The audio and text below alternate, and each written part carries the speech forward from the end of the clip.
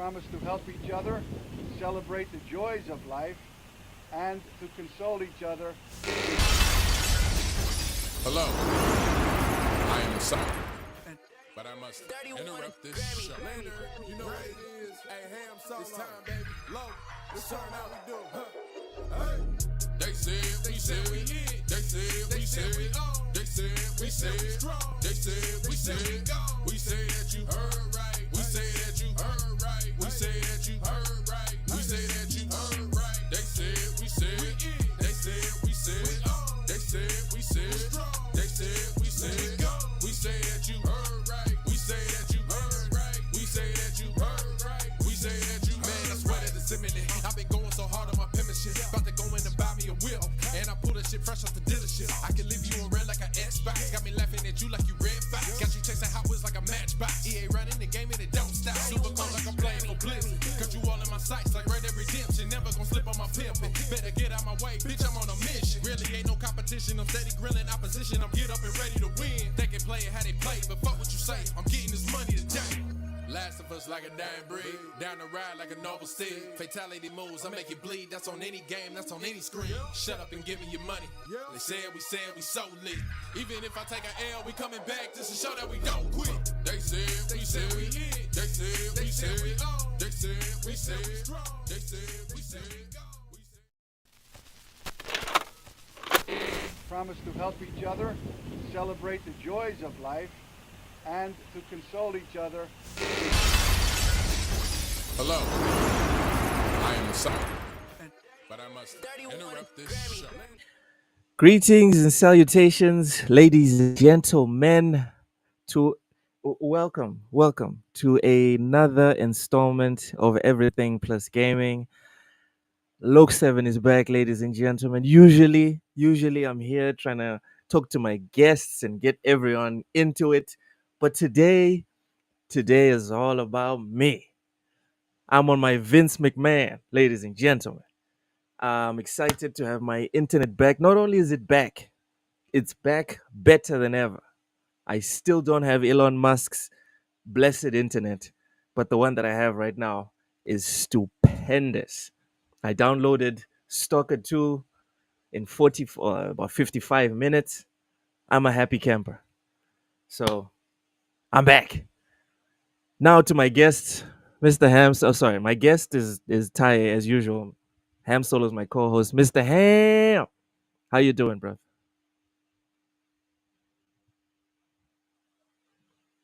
Ham Solo, you there?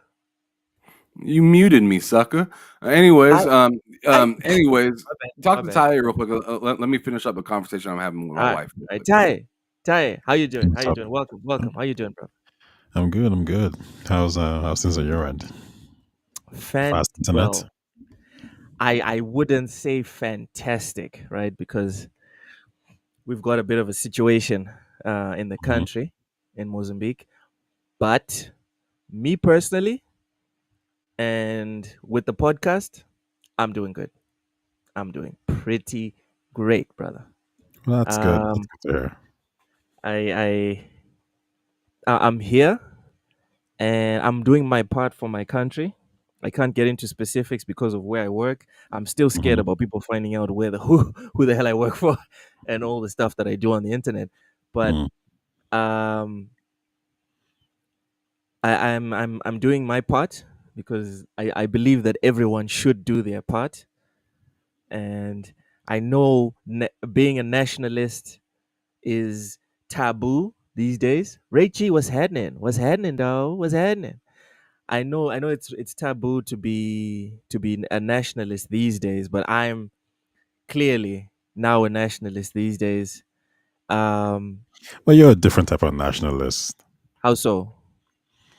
Um, I'm guessing you're referencing the situation that's going on in your country, right? Yes. Yeah. So I guess you could look at it this way: the other side might think they're nationalist as well, right? Hell yeah. Everyone thinks, dude, the beautiful thing about life and the horrific thing about life is that everyone thinks they're the hero. Yeah. I am. Everyone is Goku, you know? I am the one who knocks. Some people are Vegeta, you know. Whoa, where's Oshes? He says he's here, but I don't see him. Ashish is still in the hospital right now, recovering from Phil Spencer's last statement. He will be out, or he will. I don't know. They're thinking about admitting him. Oh my God, Ham. Where the hell is Oshes? I'm trying to add him onto the thingy, and he's not showing up here. That's because he is vacant. Hold on, He's not Oshes, here. He's not here. No, he's He's not. not I here, don't right? know why you're looking for him because he's not here. But in the private chat, he Now wrote he's here. here. Okay, all right. See this guy. All right, let me He finally got released from custody, and he is here from with us to custody. complain. Let's hear it. All right, Bring him hold on in. Let's add this guy. Let's get our resident Xbox payer and complainer. You know what, Ham? I have to defend him just a little bit on this one. No. Yeah, you can defend him for sure. Let me try. Let me try. So the reason why. What the He hell? left. He'll be back. He should be back. He Why might can't I? last. Okay. I don't know. I hope he knows I'm just Anyway, messing around. so the reason why I think it's kind of okay for him to be doing so much, because he be doing a lot. Usher's be doing a lot. The reason why I think it's okay and acceptable is because the people that criticize you the most are the people that care the most about you. In my opinion. I'm not telling him to shut the fuck up. You can keep going. Somebody's got to do it. I ain't gonna do it, but somebody's got to do it. I ain't got the energy to complain like that, but he does, and he's cool with it. So he could. I'm proud of him, but like I don't agree with everything he got. But see, that's the same thing. I mean, I got plenty of friends. I don't gotta agree with everything he got, but I mean, I feel what they're talking about. I see what they're saying. You know, I don't gotta agree with what they're going through to go do it, but you know, it is what it is. I ain't tripping. Yeah. Ushers, my man, welcome. How you doing? This man doesn't know what to say. Can you guys hear me? Hey. I don't know, man. Like, I can't see my icon, and I'm not even sure if my mic is working. We can hear you loud and clear. Bless you. Okay. It's 100% unfortunate, but we can hear you. That's good to know. Okay, cool. So Let okay, me just. so going back to what you're saying, Tai, I definitely understand what you're saying, and definitely everyone thinks that they're nationalist, and that's why I'm not specifying like which side. You know what? Fuck it, I'm gonna specify. I'm on the side of the people that don't believe the ruling party won the election. I I am on the opposition side. Oh, you're talking about Mozambique? Yes. Okay, yeah. Has there been any like like UN or whatever, have they investigated to see who actually won? They don't. That's the curious thing. They're not letting anyone do an audit of the election. Yeah, that tells you everything. Yeah, Everything. that's a lot. Everything. That tells you everything you need to know. Yep, that screams clarity. Yep. No third-party watchdogs have had access or will have access, and the government institution that is responsible for sharing like why sorry for sharing the results mysteriously has a indefinite delay on sharing said results with us. They hit you with that, we know a guy, we got you. Yeah. So it's been fun. It's been fun these last few days. I'm so Obviously proud of you guys handling business correctly. Dude, you even have people from Angola. Usually Mozambique and Angola are like rivals, right? Culturally, musically, etc. You even have Angolan people being like, "Yo, Mozambicans are my spirit animal." as soon as they're done cleaning up Mozambique, they need to bring some Mozambicans to Angola. That's what they're saying on social media. It's hilarious what's going on. But It sounds yeah, like cat. essentially what's happening now, right, is Mondays and Tuesdays, everything's normal. And then Wednesdays, Thursdays, Fridays, and the weekend, the opposition party tells people to mobilize and like block roads and protests on especially main roads. One good example is the road between Beira, which is our biggest port city, and the Zimbabwean border. Ham, we have potholes all over our roads, but the road between Beira and Mashipanda, which is the border between Mozambique and Zimbabwe, is perfect. And I mean perfect. You cannot find a smoother road on the planet. I'm willing to bet it's as smooth as anything that you guys have in the US. That's how smooth that road is. But the only reason it's that way is because they profit. The government profits off of that road. It is the main road connecting the biggest port in the country to central southern Africa. So that's where all the produce comes in from, like China, Japan, India. All these imports from the east go through Beira, so they can get to Zimbabwe, sometimes South Africa as well, Malawi, Zambia. All these countries, they depend on the port of Beira. That's why that road is perfect from end to end, and it's almost like 700 kilometers. It's a huge swath of land, but it's perfect because they profit off of it. So the opposition's leaders like, all right, that road's done. From when every week now, from Wednesday to Sunday, that road's done. Same thing for like the main roads leading into the city, for the capital cities in every province, and that's what's popping right now. And then what happens to reduce this coordination?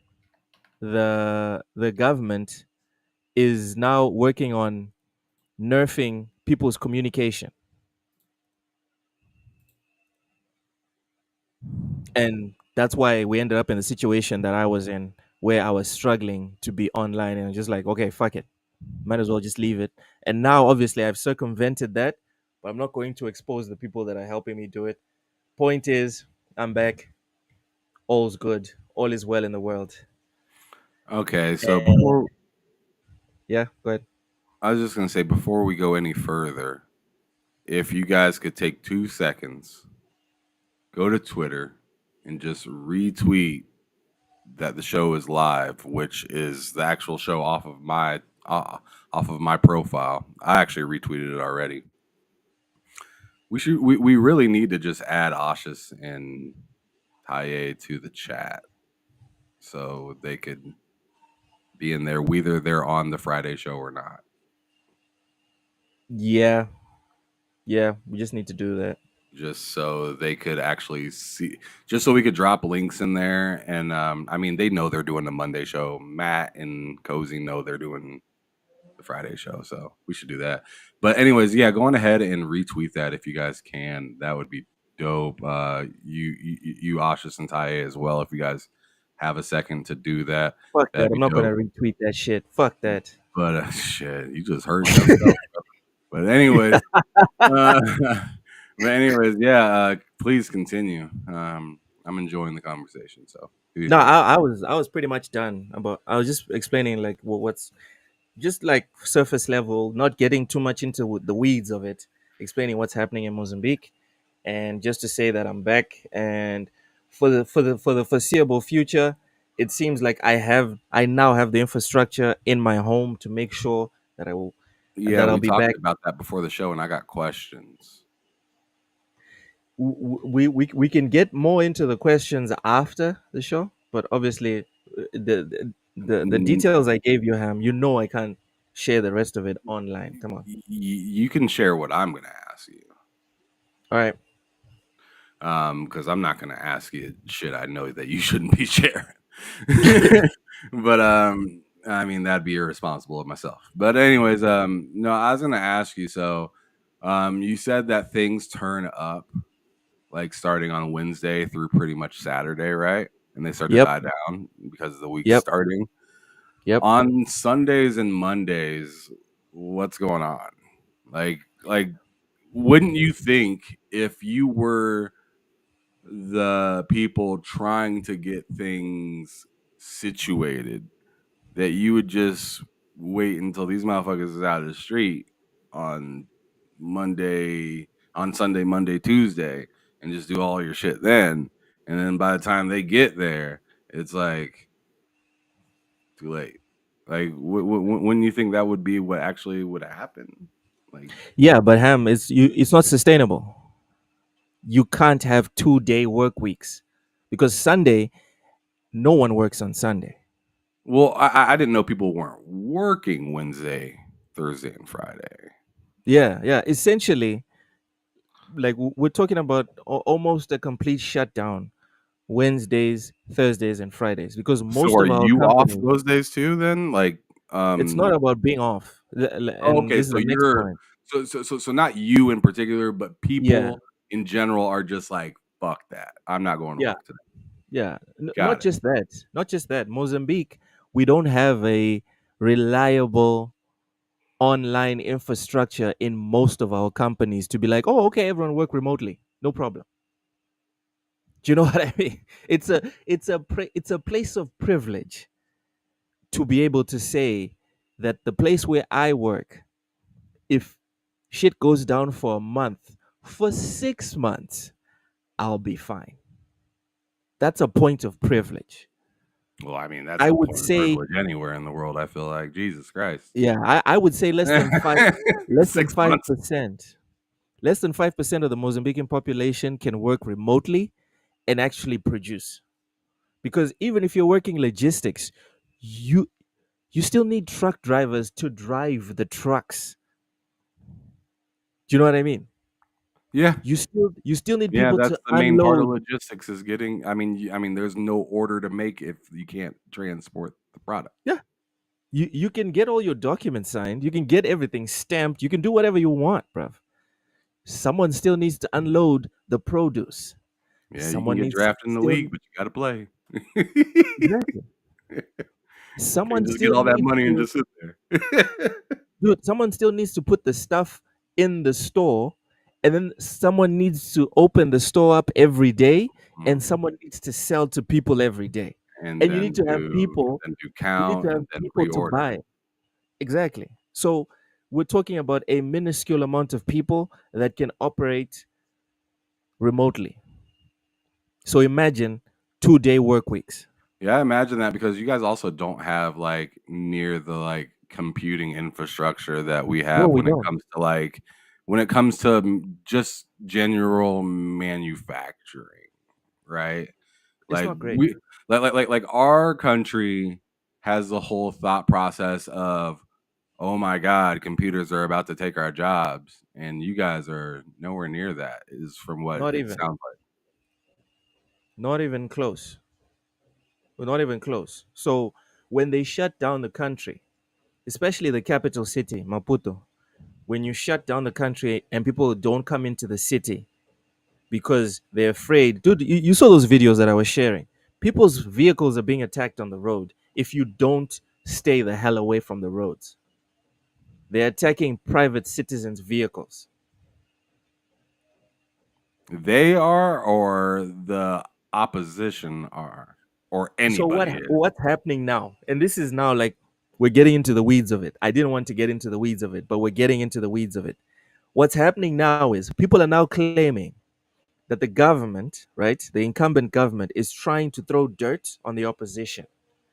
And one of the ways that they're seeing to do that is to get their people, like their soldiers or whatever, tell them to dress up civilian and go cause havoc.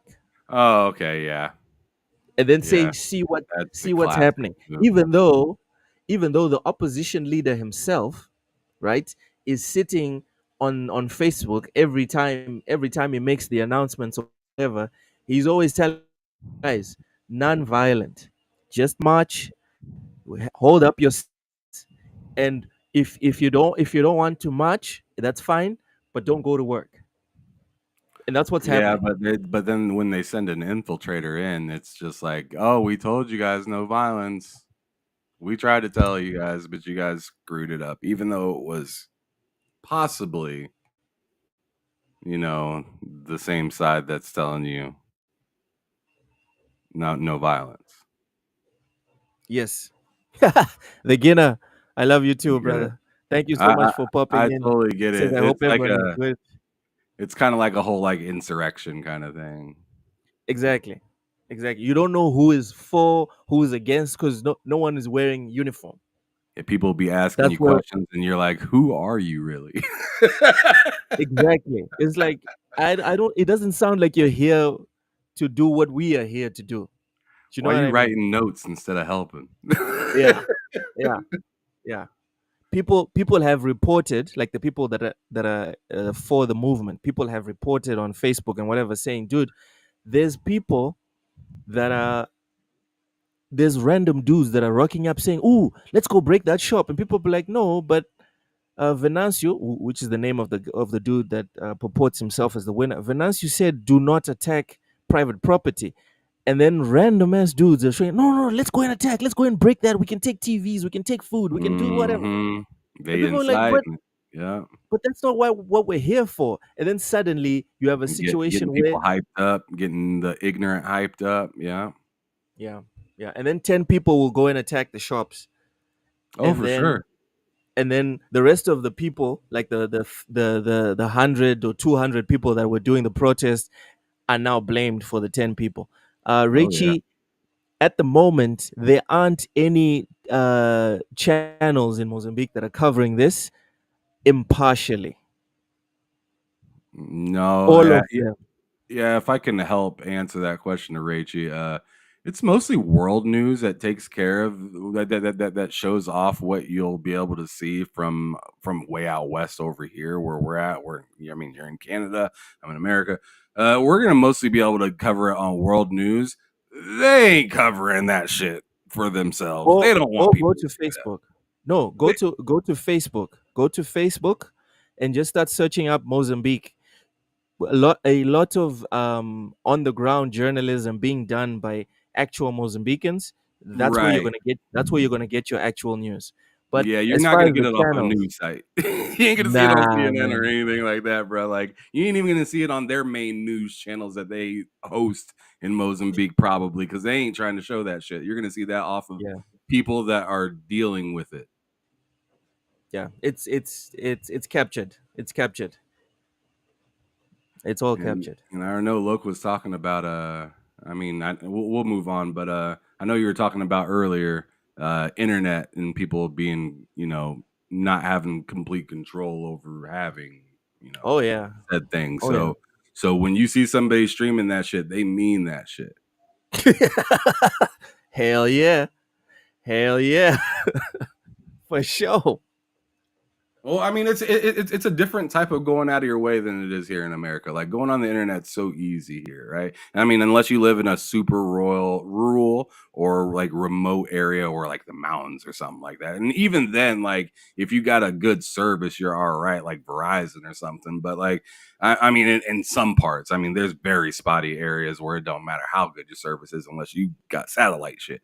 But yeah, I mean, we take advantage of how easy we can just pull out and do whatever in the middle of anywhere, and we complain about having a fucking elevator, but the fucking entire country of, I mean, it feels like Mozambique is in an elevator, like the entire country, damn near. It's It just ain't hard to it ain't get good reception. but it's on purpose. That's the problem. Yeah, that's what's crazy. Yeah. It's on purpose. Oshus, Ty, do you guys have anything you wanna add or any questions you wanna ask before we get into the video games? Yeah, Um, like go ahead, Oshus. go ahead, Tyler. I don't know. I was just gonna say. I know as long as you're good, man. But like, is there any like, why did you leave South Africa? Why what? Why did you leave South Africa? If you don't mind me asking. Why did I leave South Africa? Yeah. Um, Because it seems like why I'm asking is because it seems like it would have been a lot easier to do most of the stuff that you're doing now here yeah. And because it's you not already like, had oh, citizenship. yeah, and it's not like I was gonna be there like struggling or whatever, because Yeah. I had the papers, education, experience, all this other stuff. I honestly, cautious. Um, at the time, I don't know if it's changed, but at the time, they didn't make it easy for foreigners Mm. to thrive. Okay. That No, that's a was that valid was reason. sorry. No, I said that's a valid reason. It's a good reason. Yeah, and one thing I didn't want to do, it's something I've set out for myself. I don't know if I will be able to achieve it. But one thing I didn't want to do, that I don't want to do with my life, I don't want to be an employee past the age of 50. Hmm. And I looked at it, and in South Africa, I think maybe I'm wrong, but it definitely came across that I wouldn't have the chance to be like a proper owner Okay. of not just property, but maybe even like business and whatever. And I still had a sour taste in my mouth about my schoolmates that robbed me of our business idea. But remember, you guys had that program in SA during the mid to late 20 noughties, Mm. where the Department of Finance was actually giving out money to uh, The undergra- NDA. undergraduate students that came up with viable business plans. Yeah, that was So the NDA, no? National Development something something. yeah, I'm not sure specifically. But point is, me and two other South African nationals came up with a nice real estate idea. We polished it up nice. We presented it, Hmm. and they assigned us a case lawyer. They gave us a couple million rand. Obviously, we Wow. couldn't. Obviously, we couldn't just spend the shit, right? The lawyer needed to sign off on everything over like 10,000 rand. But essentially, we put everything into building this what is it called, like a closed, I'm forgetting the name, god damn it, CC. these closed condominiums Yeah. with like decent sized houses, like three bedroom homes with like parking for two or whatever, two vehicles. We built we built like a plan for that, and then we got the money and they built it. We put the money into it. The lawyer signed off on the constructions and whatever. Dude, they fucking pushed me out, and I had no rights, ushers, because as soon as I Well, started claiming shit, they're like, "Yeah, but you're Mozambican," and I'm like, "Yeah, but I'm on a valid visa. My name is on these documents. So what's the problem?" Ah, it's a student visa, so hamba. you had some complicated friends, yeah. But I know, Yeah, like that's unfortunate, man. Like I mean, those guys that were is notorious. Like at least you guys got funding because a lot of us applied with ideas and stuff, and they just took your idea and because the I was exactly. process gonna was say, in a so way, he didn't get shit. yeah. Well, I suppose yeah. he, There's so many dark stories he about got that to program, prove to have a good dream. But they gave him bro. money though. That's the main thing. Like once they give you money, like yes, that's Bro, they gave him a dream and told him to have a good nap. Bro woke up and was like, "What is happening?" Dude, I blocked those motherfuckers because I still used to follow them. I used to follow them on Facebook. I'm serious, like no jokes. These motherfuckers were balling. I don't know if they were able to manage their money and if they built yeah. more condos or if they just stopped there. But when I blocked them, I think it was what, 2015, 14, Yeah. motherfuckers was balling. Ushers. They were balling. So they muscled you out of the money, and then Yeah. oh, So jeez. for me, that left a very sour taste in my mouth. And then I tried to look into like other avenues, and it felt like a dead end. It felt like, ooh, in South Africa, you with your qualifications and your work ethic, you're going to earn very well. You're gonna in 10 years you're gonna have a very nice house, a nice car, but you're probably going to have to keep being an employee until you're like 60, 65, and then you can retire. And I'm just like, bruh, you know what? I'd rather go back to the Wild West, which is back in Mozambique. I'd rather go back to the Wild West and try and figure some shit out. And you know what? I don't regret it. Osho. Besides this situation that's happening now, even the situation that's happening now, I hate to say it, but when stuff's falling apart, history tells us that people are making money, bro. People are making money. I have stocks in the S&P 500. People are freaking out about this whole Trump thing. Yo, the S&P 500 went crazy when this guy got elected. There's a lot of people that are making bank. So yeah, that's why I left South Africa. Okay, I don't know. Yeah. I just was wondering that, but okay, I know that makes a lot of sense, man. Like, sorry about that experience that you ran into some shoddy South Africans. Yeah. Do you think you would have been an upstanding South African, seeing millions in your face? Yeah, I mean, like, there's just like once, as I said to you, like, we had an idea that we pitched, and some form of that idea ended up making it to daylight, but we never got any sort of record. That's why I say, like, once you get the money, like, you've literally, what happened is then, like, it's just a circle that you're with that kind of screwed you over.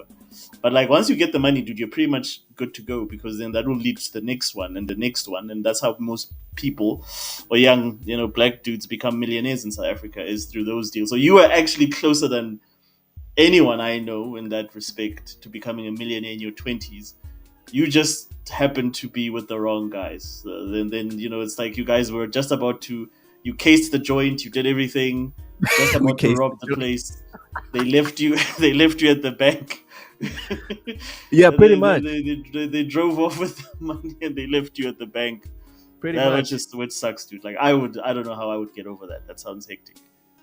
But yeah, like, most people are honest. Most people are pretty honest, man. Like, generally, like, you just happen to run into like some faulty guys. I disagree. I think most people are dishonest.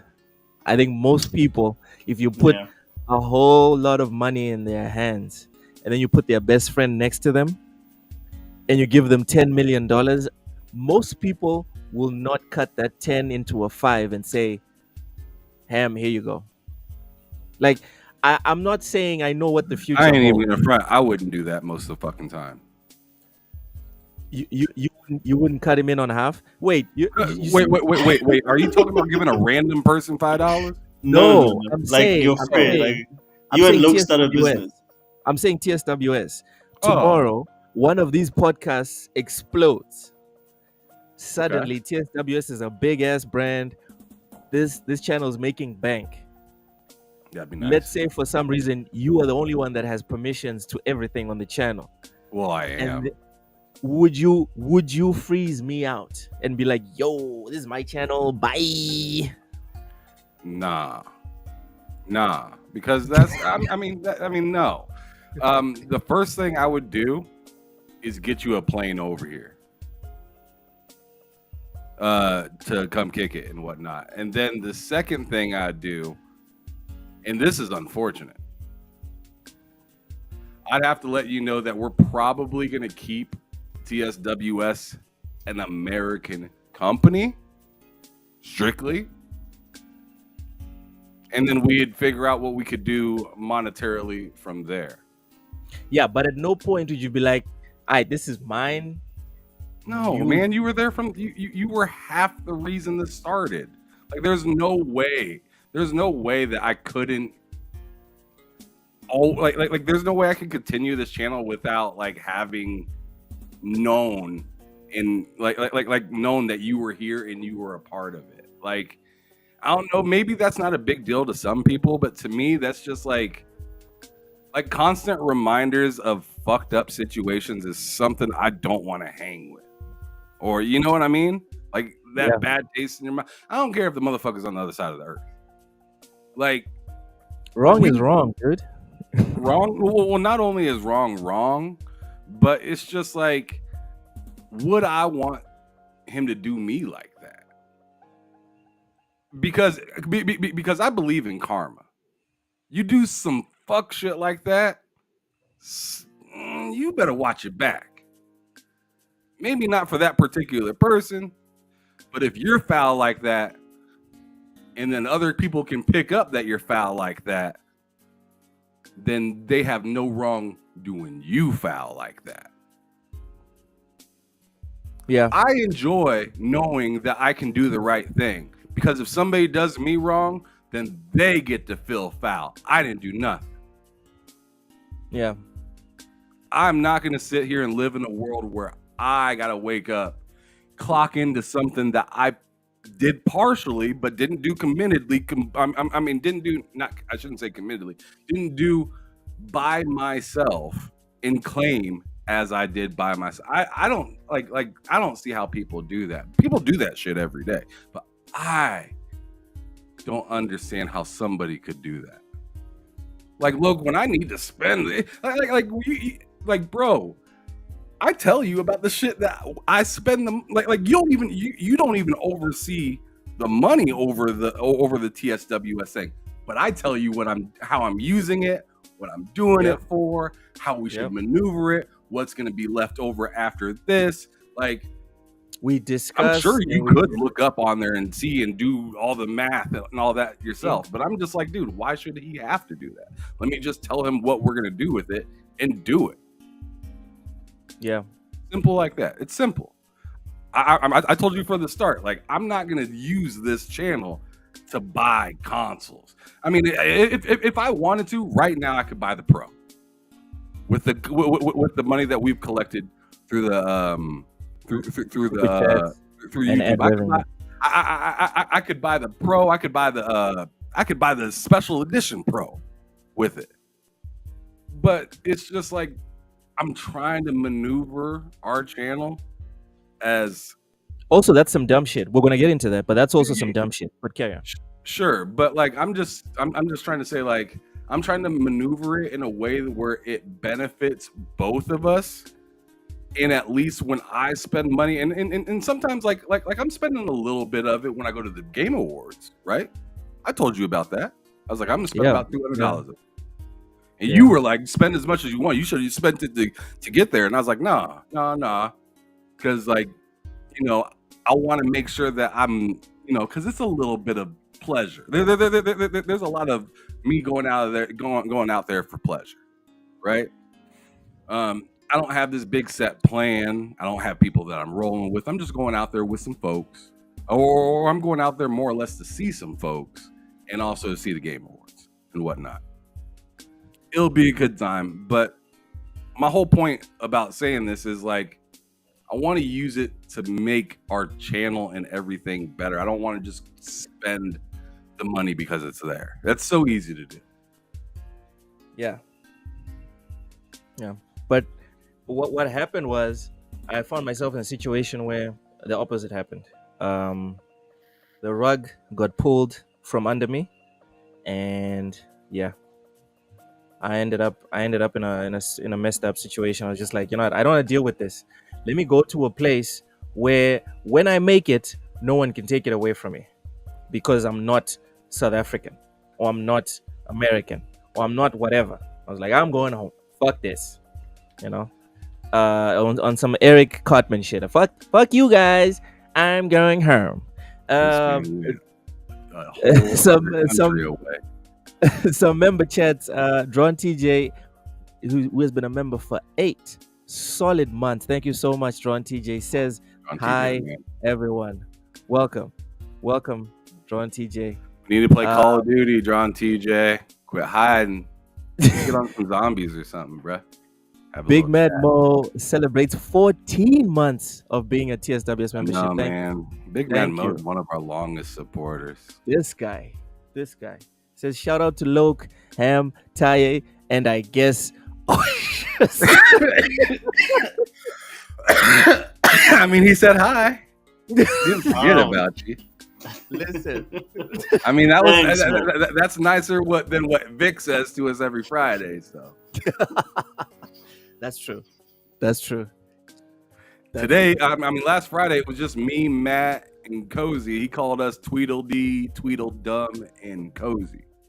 Damn. So I was like, I told him, I was just like, fuck you, you know. I had to let him know. Thanks for the super I chat. appreciate the super chat, but you know, you can kiss my ass. Don't tell him to kiss your ass. He might just like that. All right, I gotta be careful out here in these streets. I No don't be diddy, going on yo. the internet. People be on some No crazy. diddy. But yeah, this is a gaming podcast. It is a gaming podcast, but it's everything plus gaming, and that was a very nice intro over there. Ham, what have you been playing since Friday? Dragon Age,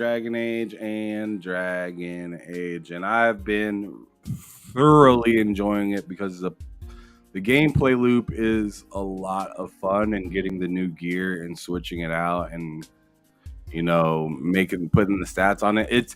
It's simple, but like enjoyable, and the story choices do get better as the game progresses.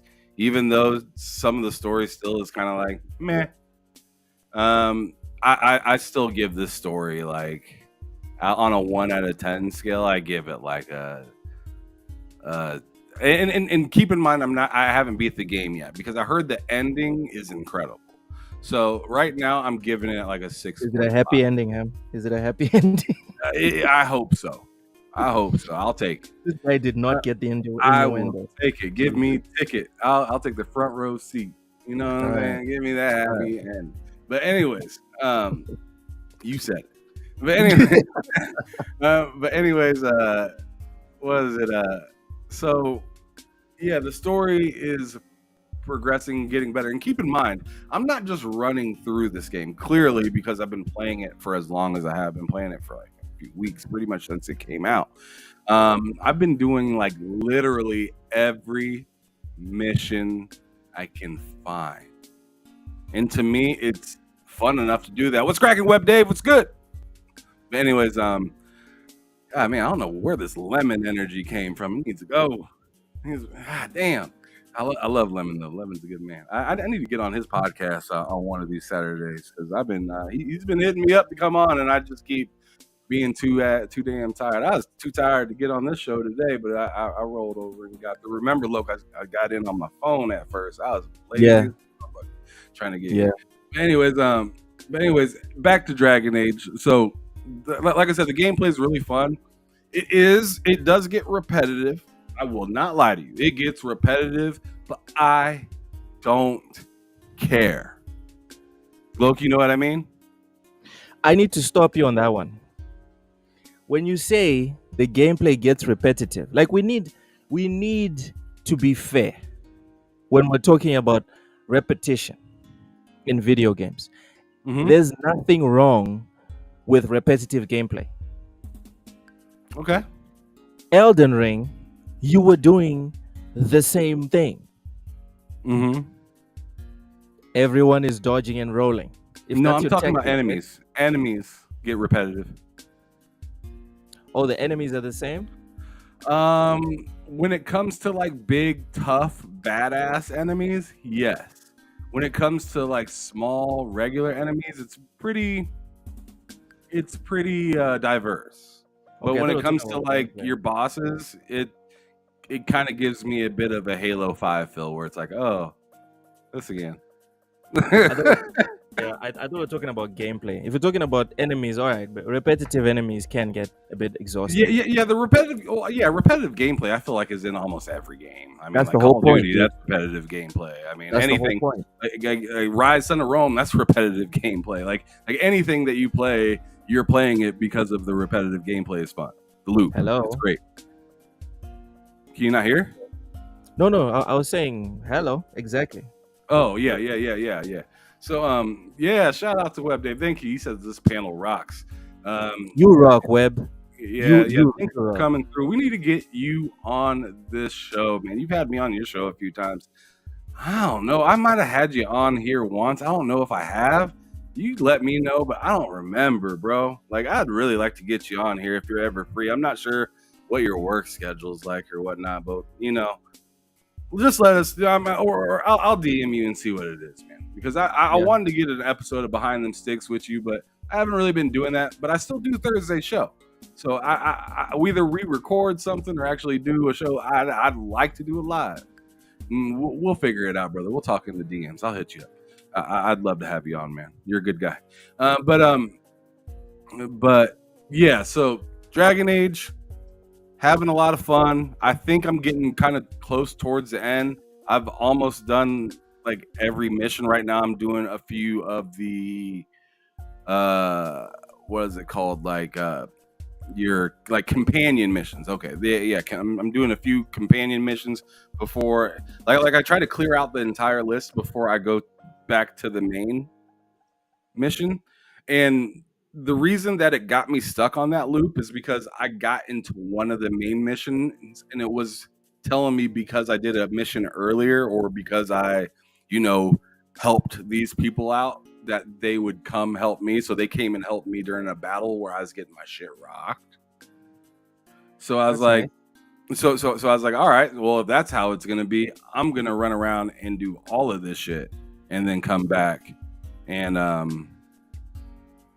Reminds I'm me of Mass gonna come back and everyone's gonna be willing to help me because I fixed up the world or whatever, Reminds me of Mass Effect 2, when if you did the Yes, side missions for the characters, they had a higher chance of surviving the final mission. Oh, sorry. Spoilers exactly. for Mass Effect 2.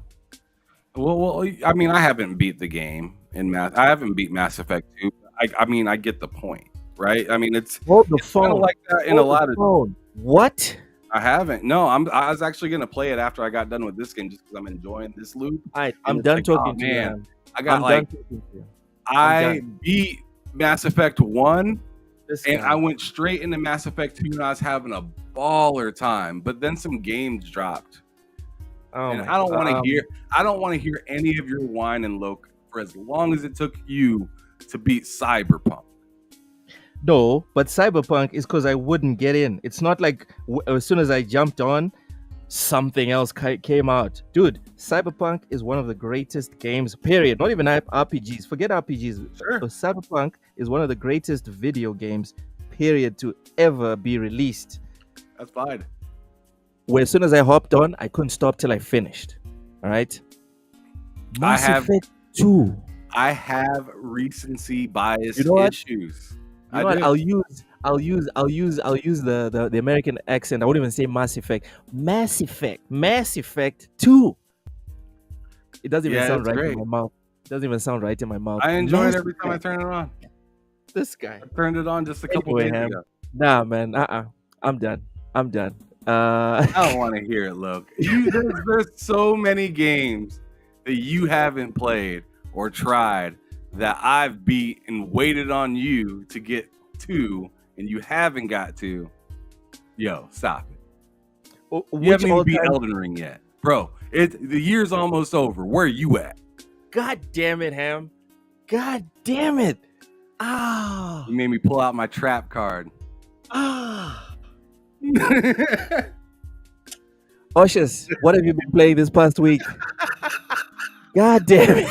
Ham, what have you been... So Oshus, go. Please go. Save me. I finally finished Black Ops 6.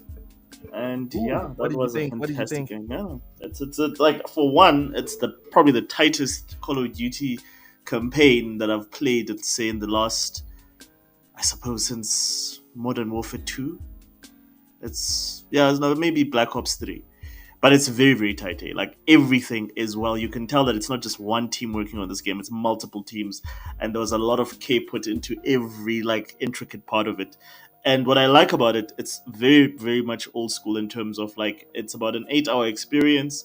If you really like push it out there, there's a lot of things that they could have fleshed out, of course, but it works. It's straight to the point. It works.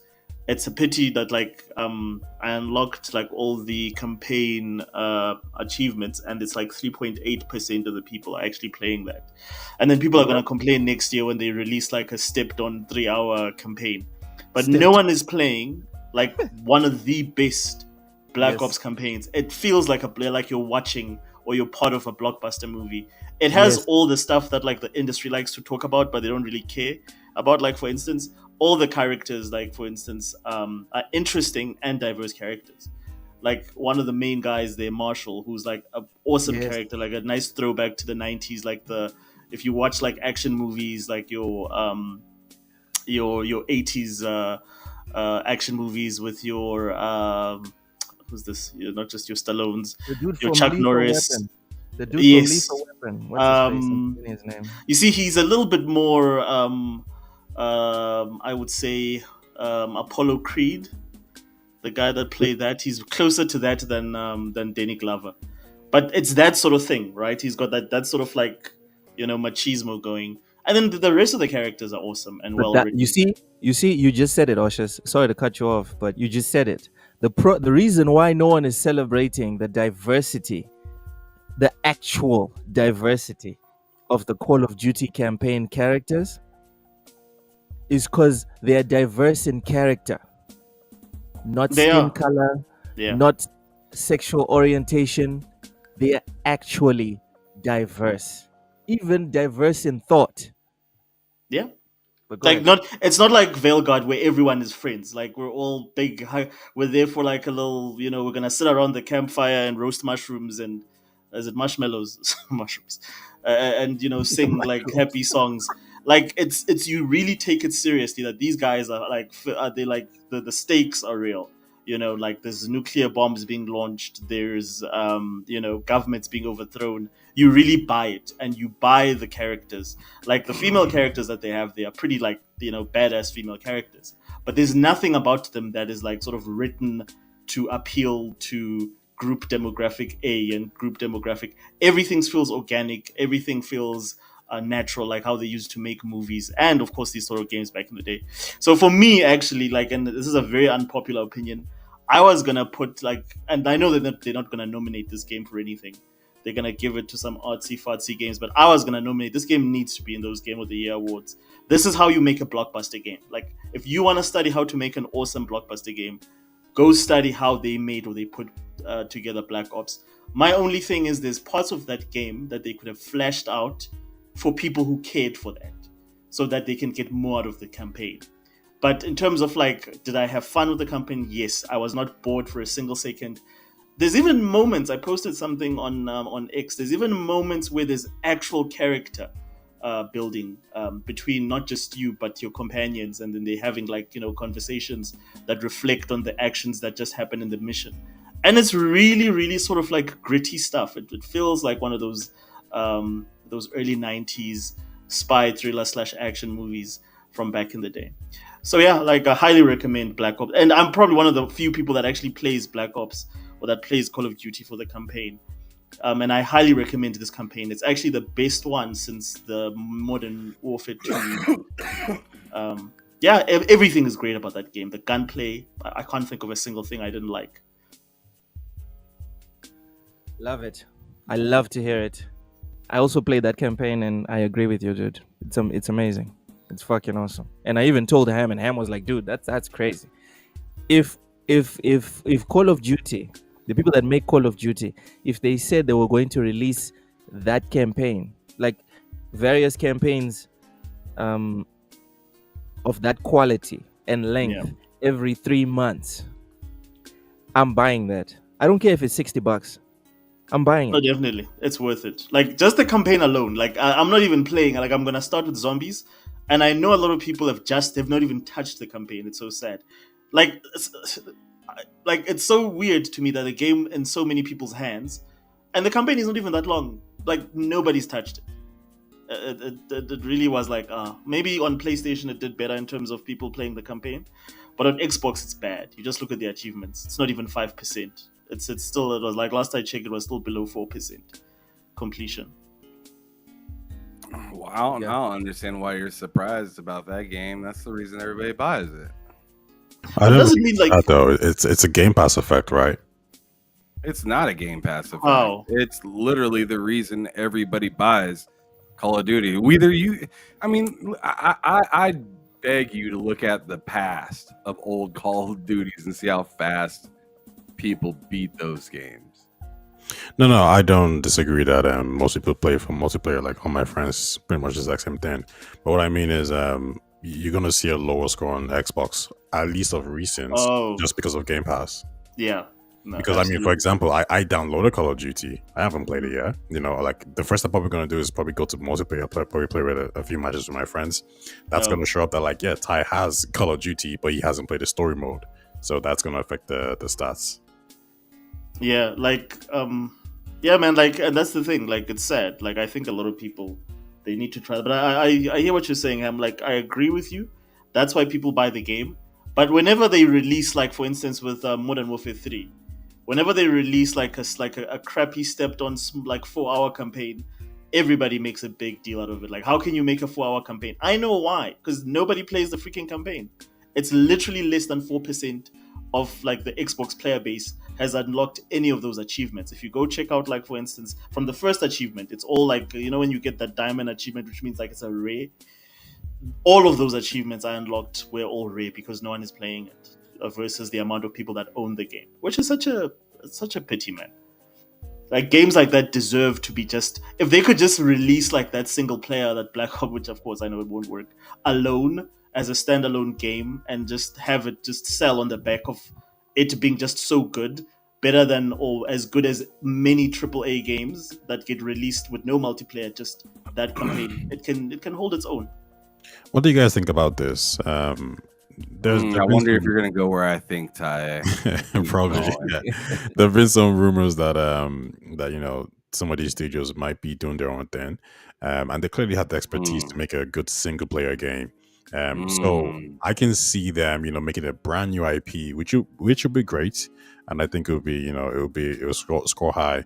But do you think they should make a new IP expanding the Call of Duty universe? So let's say a game that's just focused on single player with the Call of Duty brand name, kind of like, let's say, Tom Clancy, you know, Tom Clancy's Splinter Cell, Ghost Recon, etc., etc. Or should they do something completely brand new?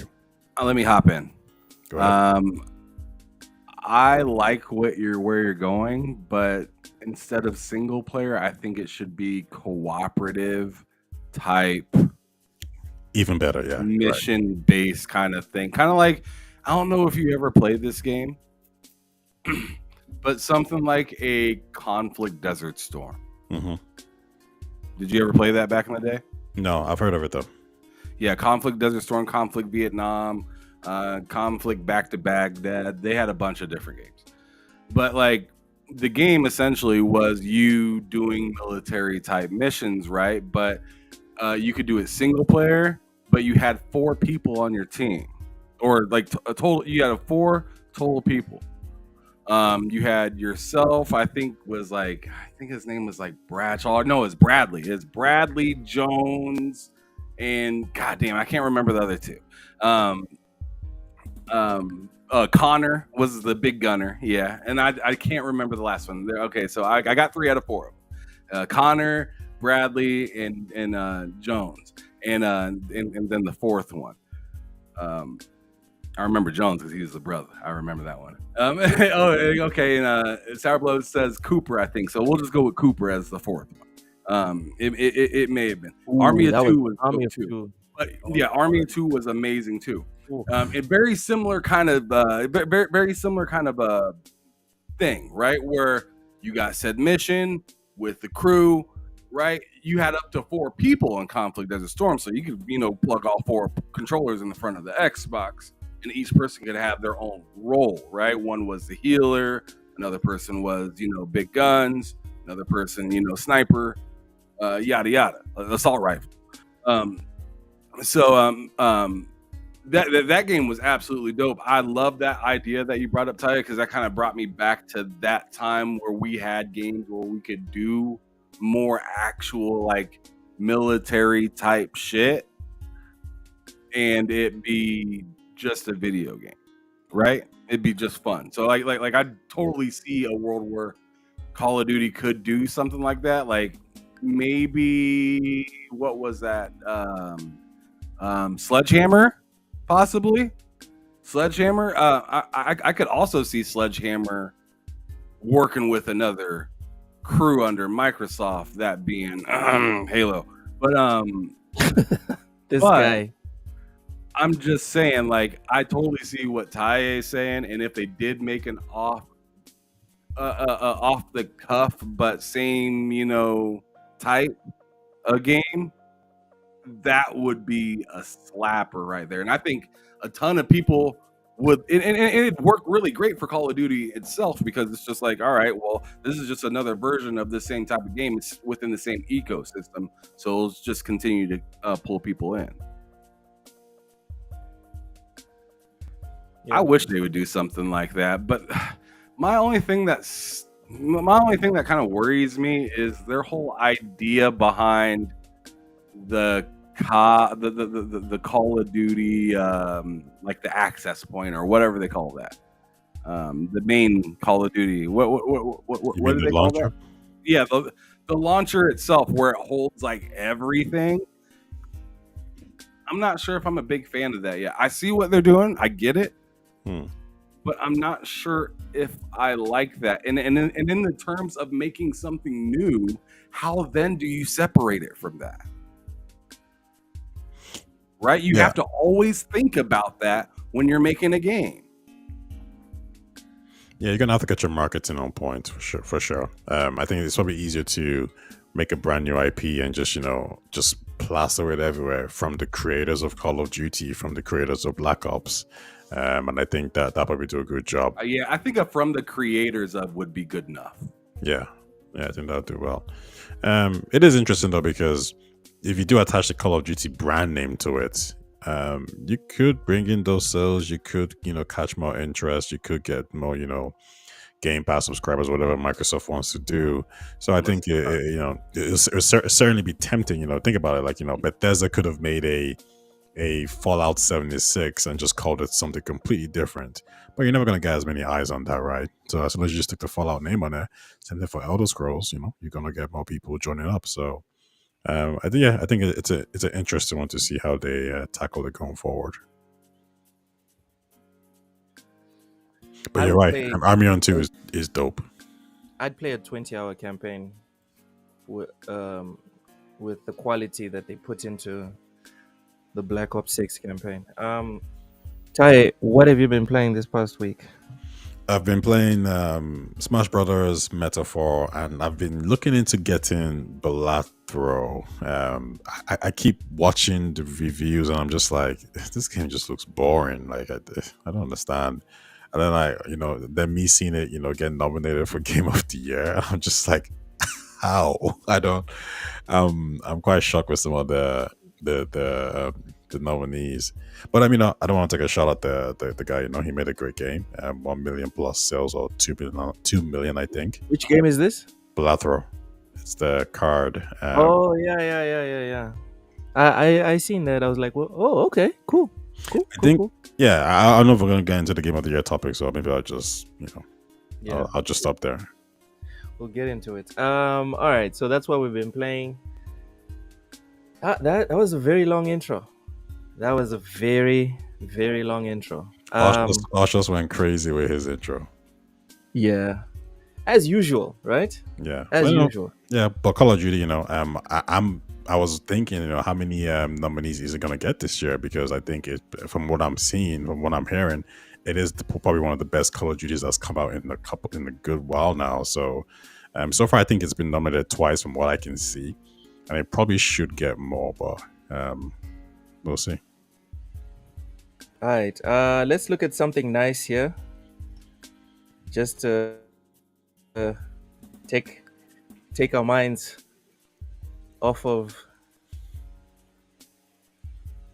what we've been discussing. So this chick posted this. Okay, this music might be copywritten. Essentially, it says game devs modeling male characters in fighting games. These are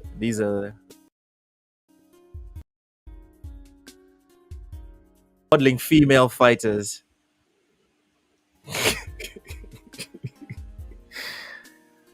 Um, I don't see the problem here. do you guys have a problem with this, or What's happening exactly? she's? I think, at least I think she's critiquing that male fighters are presented as just fighters, so they have interesting positions, but they have to do with fighting, like these. Although I would challenge anyone that would say that this is a good fighting stance. I don't think this is functional. But the first two, this one, right? Skip this one, and then this one, like those are the male fighting styles. And then when it's for females, it's all this, like ass swinging, licking But lips. she should be Like, specific though. She should say like Eastern game developers versus West, because they oh don't my do this god, stop anymore. it, Like Ocean. the go to Mortal Kombat. Every stance you can't tell whether, if they didn't animate the character, you wouldn't be able to tell whether Oh, it's male or female.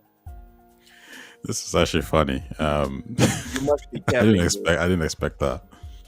Yeah, in Japanese games, like all Japanese games, you get this sort of thing, but not in Western games. No, Yeah, for Go sure. get me one Western game that not still has anybody. like the sexualization of the fighters. I don't think it's a problem. I mean, I don't think it's a problem because, like, with the male guy, I remember a guy, or even like, who's the guy who puts his hand in his pockets? I mean, who's that wrestler who, who wrestles with his hands in his pockets? Like, yeah, it's comedic, it's fun. Orange Wrestling Cassidy. with Orange the- Cassidy, yeah. Who? There's a wrestler in AEW who, like, always has his hands in his pockets when he's wrestling, and does some moves. No Like, it's fucking cool. way. Yeah, it's cool. I mean, it's a good gimmick. It's cool. There's no complaint here. I don't know if she's trying to take a shot at it, or if she's just saying, hey, it's, let me make a funny video about it. But it's okay. It's fine. I'm not playing, I mean, we're talking about Japanese games, right? Yeah. Are you see? Oh my god. Of all the I'm things, I sorry. mean, like, this is what you expect. This guy wrestles with his hands in his pockets. Yeah. What? What? That's his gimmick, was. With shades. And then he puts on elbow pads before they start. My guy. My God. What are we doing? He's got shades on. He fights with shades on. From what I've seen, it's like very the gimmick itself is very unique. Like, as soon as I saw it, I was thinking that's actually pretty well thought out. I like it. Oh, come on, bro. Ah, dude. All right. I might have a new favorite wrestler. I might have a favorite new wrestler. What the hell? Anyways, Ashish, what are your thoughts on this video on the screen?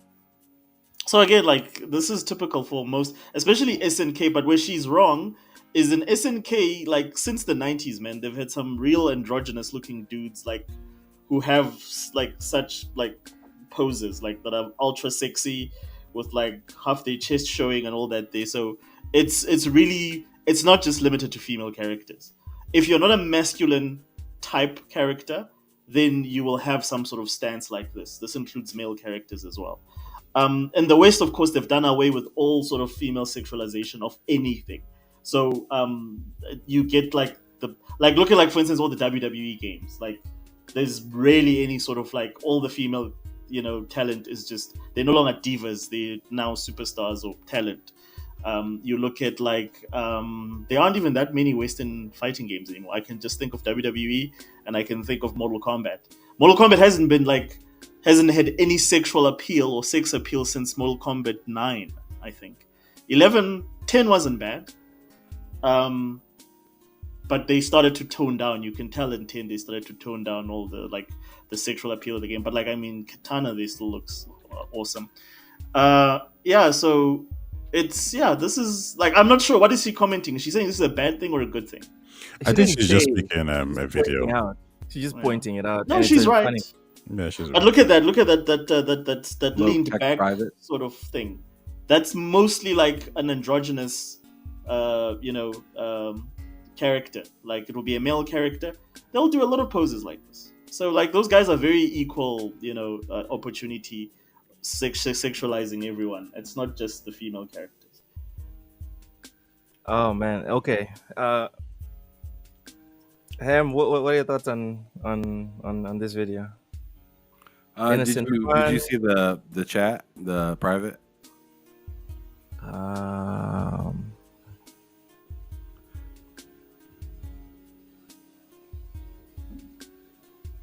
Anyways, it, while it, you're it looking at says that, it says that Oshus is on, but I'm not picking him up.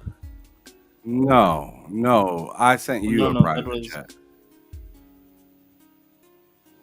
Go to my name. But anyways, but as for this video, I don't care about this. It's whatever. Yeah, I think it's fun. You know, it's I just mean, she's just something like doing what TikTok people do. So also whatever. on the what you said about Okay. WWE wrestlers not being like not as sexy. Yeah, I think you. I mean, I haven't played the game, so you might have a point there. But one thing I will say is that I've I've seen, like at least on Twitter, some of these superstars, these female superstars, and they've kind of showed themselves up in a very sexy manner. There was this video. There was even this recent video of one of the superstars kind of twerking, you know, doing like, you know, sexualized kind of stuff, you know, and on the ring, or even when one of them, you know, had an ass on someone else's face. So this is not really like a gaming question, but it's more like, do you think there's a shift towards people embracing, like, you know, if they ever left this, embracing this content again? Yeah, like I think like this the market has never changed. It's always been there. Like there's always been an audience for that. And you're absolutely right. Since like Endeavor took over wrestling, even now moving to Netflix, they had the female superstars are getting sexier again, but it's gonna take a while for the games to sort of catch up to that.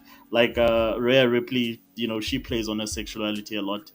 I don't know many of the other female superstars. I'm actually playing the game now on PSN just to sort of catch up with, like, you know, who the roster is, because I used to love female wrestling back in the day.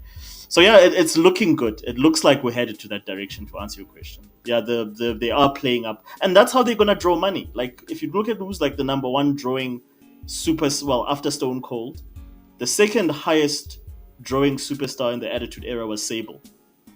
Most people don't know that because of how like hot she was. I'm not Like, you know, surprised. That's why Mr. McMahon loved that motherfucker. but we need that back because that's how female wrestlers are gonna draw as much as the guys. No, Because no, their Oshus. matches are just You are No, we don't. We're not multi-function. here to entertain.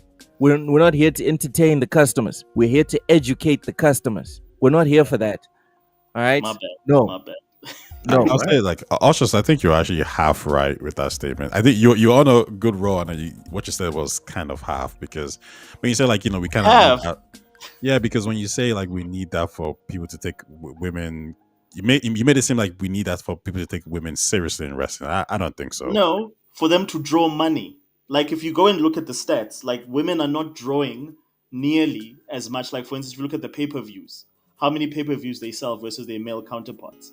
Female-led Like, we're talking pay-per-views about Rhea, tend to though. do poorly. Sorry? We're talking about like Rhea, for example. Or Yeah, like Rhea this. doesn't draw like, yeah, no, she draws, but she doesn't draw like, say, a Roman Reigns or a who's Yeah, Mr. she American Nightmare. wouldn't, but like, I mean, I think, like, would we say Rhea is like the top female wrestler right now in WWE? Yeah, she is. Probably, Yeah, but but she's not dude, drawing. She's not the doing China problem. numbers. What Let's Oshus just is make trying it to that clear. say, what Oshus is trying to say, and really most of us believe, women can do it just as well as the men can do it, and there's evidence that they can draw. The problem is the way men are allowed to use their masculinity to draw, women Spot on. aren't allowed to lose their femininity to draw. 100%. That That's makes the the game problem. fair for them. Yeah, Because they will crush. I agree with what Loke just said, because it's just like we know what we're good at, and I'm not saying you're good at just showing yourselves like that. It's not that you're particularly good at, but it's like you're like you can provoke something that we can't provoke, right? Yep. And that and in that itself, whether you feel that it's slimy or not, that's where the cash is. It's where it is.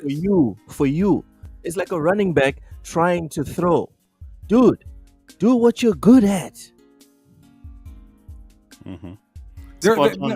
There is a market for all types of males. There's a market for all types of females, but what works is what works. I mean, And Rhea is people are awesome. never gonna run away from that, you know? I mean, Rhea is awesome and everything, but she's never gonna like draw like Taker or like who's this Brock Lesnar, just simply because of the intensity of like You think she draws better than Trish Stratus? No, No, Trish isn't no. Trish like What the are you- number one. Like I think Come on. Trish is there like between Trish Trish, was China, nasty with it. yeah, between Trish, China, and who's this? Lita was dope And too. Sable. Like Ooh, those are yeah, the Lita highest as well. drawing female Lita. athletes in wrestling of all time. The top five, Lita in was fact, the I bet first you. one to really be that different and make it Yeah. work. Lita also did damage. But also Lita China did damage. She ended up being sexy. Lita ended up being sexy, but she didn't start out that way at all. And China Yeah. wasn't even like, when China started, like before she had surgery, like she was cool. She could hang with the guys, but like later on, like she really played that up and it did like wonders for her career. I mean, she still has, I think, one of the top selling Playboy covers of all time. And it just shows you, like, if you allow them to sort of go out there, market themselves on social media, and have an OnlyFans if you want. Like, who cares? Like, make the most money out of it as possible. That's what wrestling is about. It's about being awesome, cool, and drawing a shit ton of money while you're doing that. It's not about and play to your strengths. 100%. That's what it is. The Rock tried to come in here as a baby face and be nice to everyone. Yeah. He found out his strength was actually talking shit. He wasn't actually a good wrestler. In ring, he wasn't a good wrestler, but he talked more shit than anyone that's ever talked, Mm-hmm. and he played into that.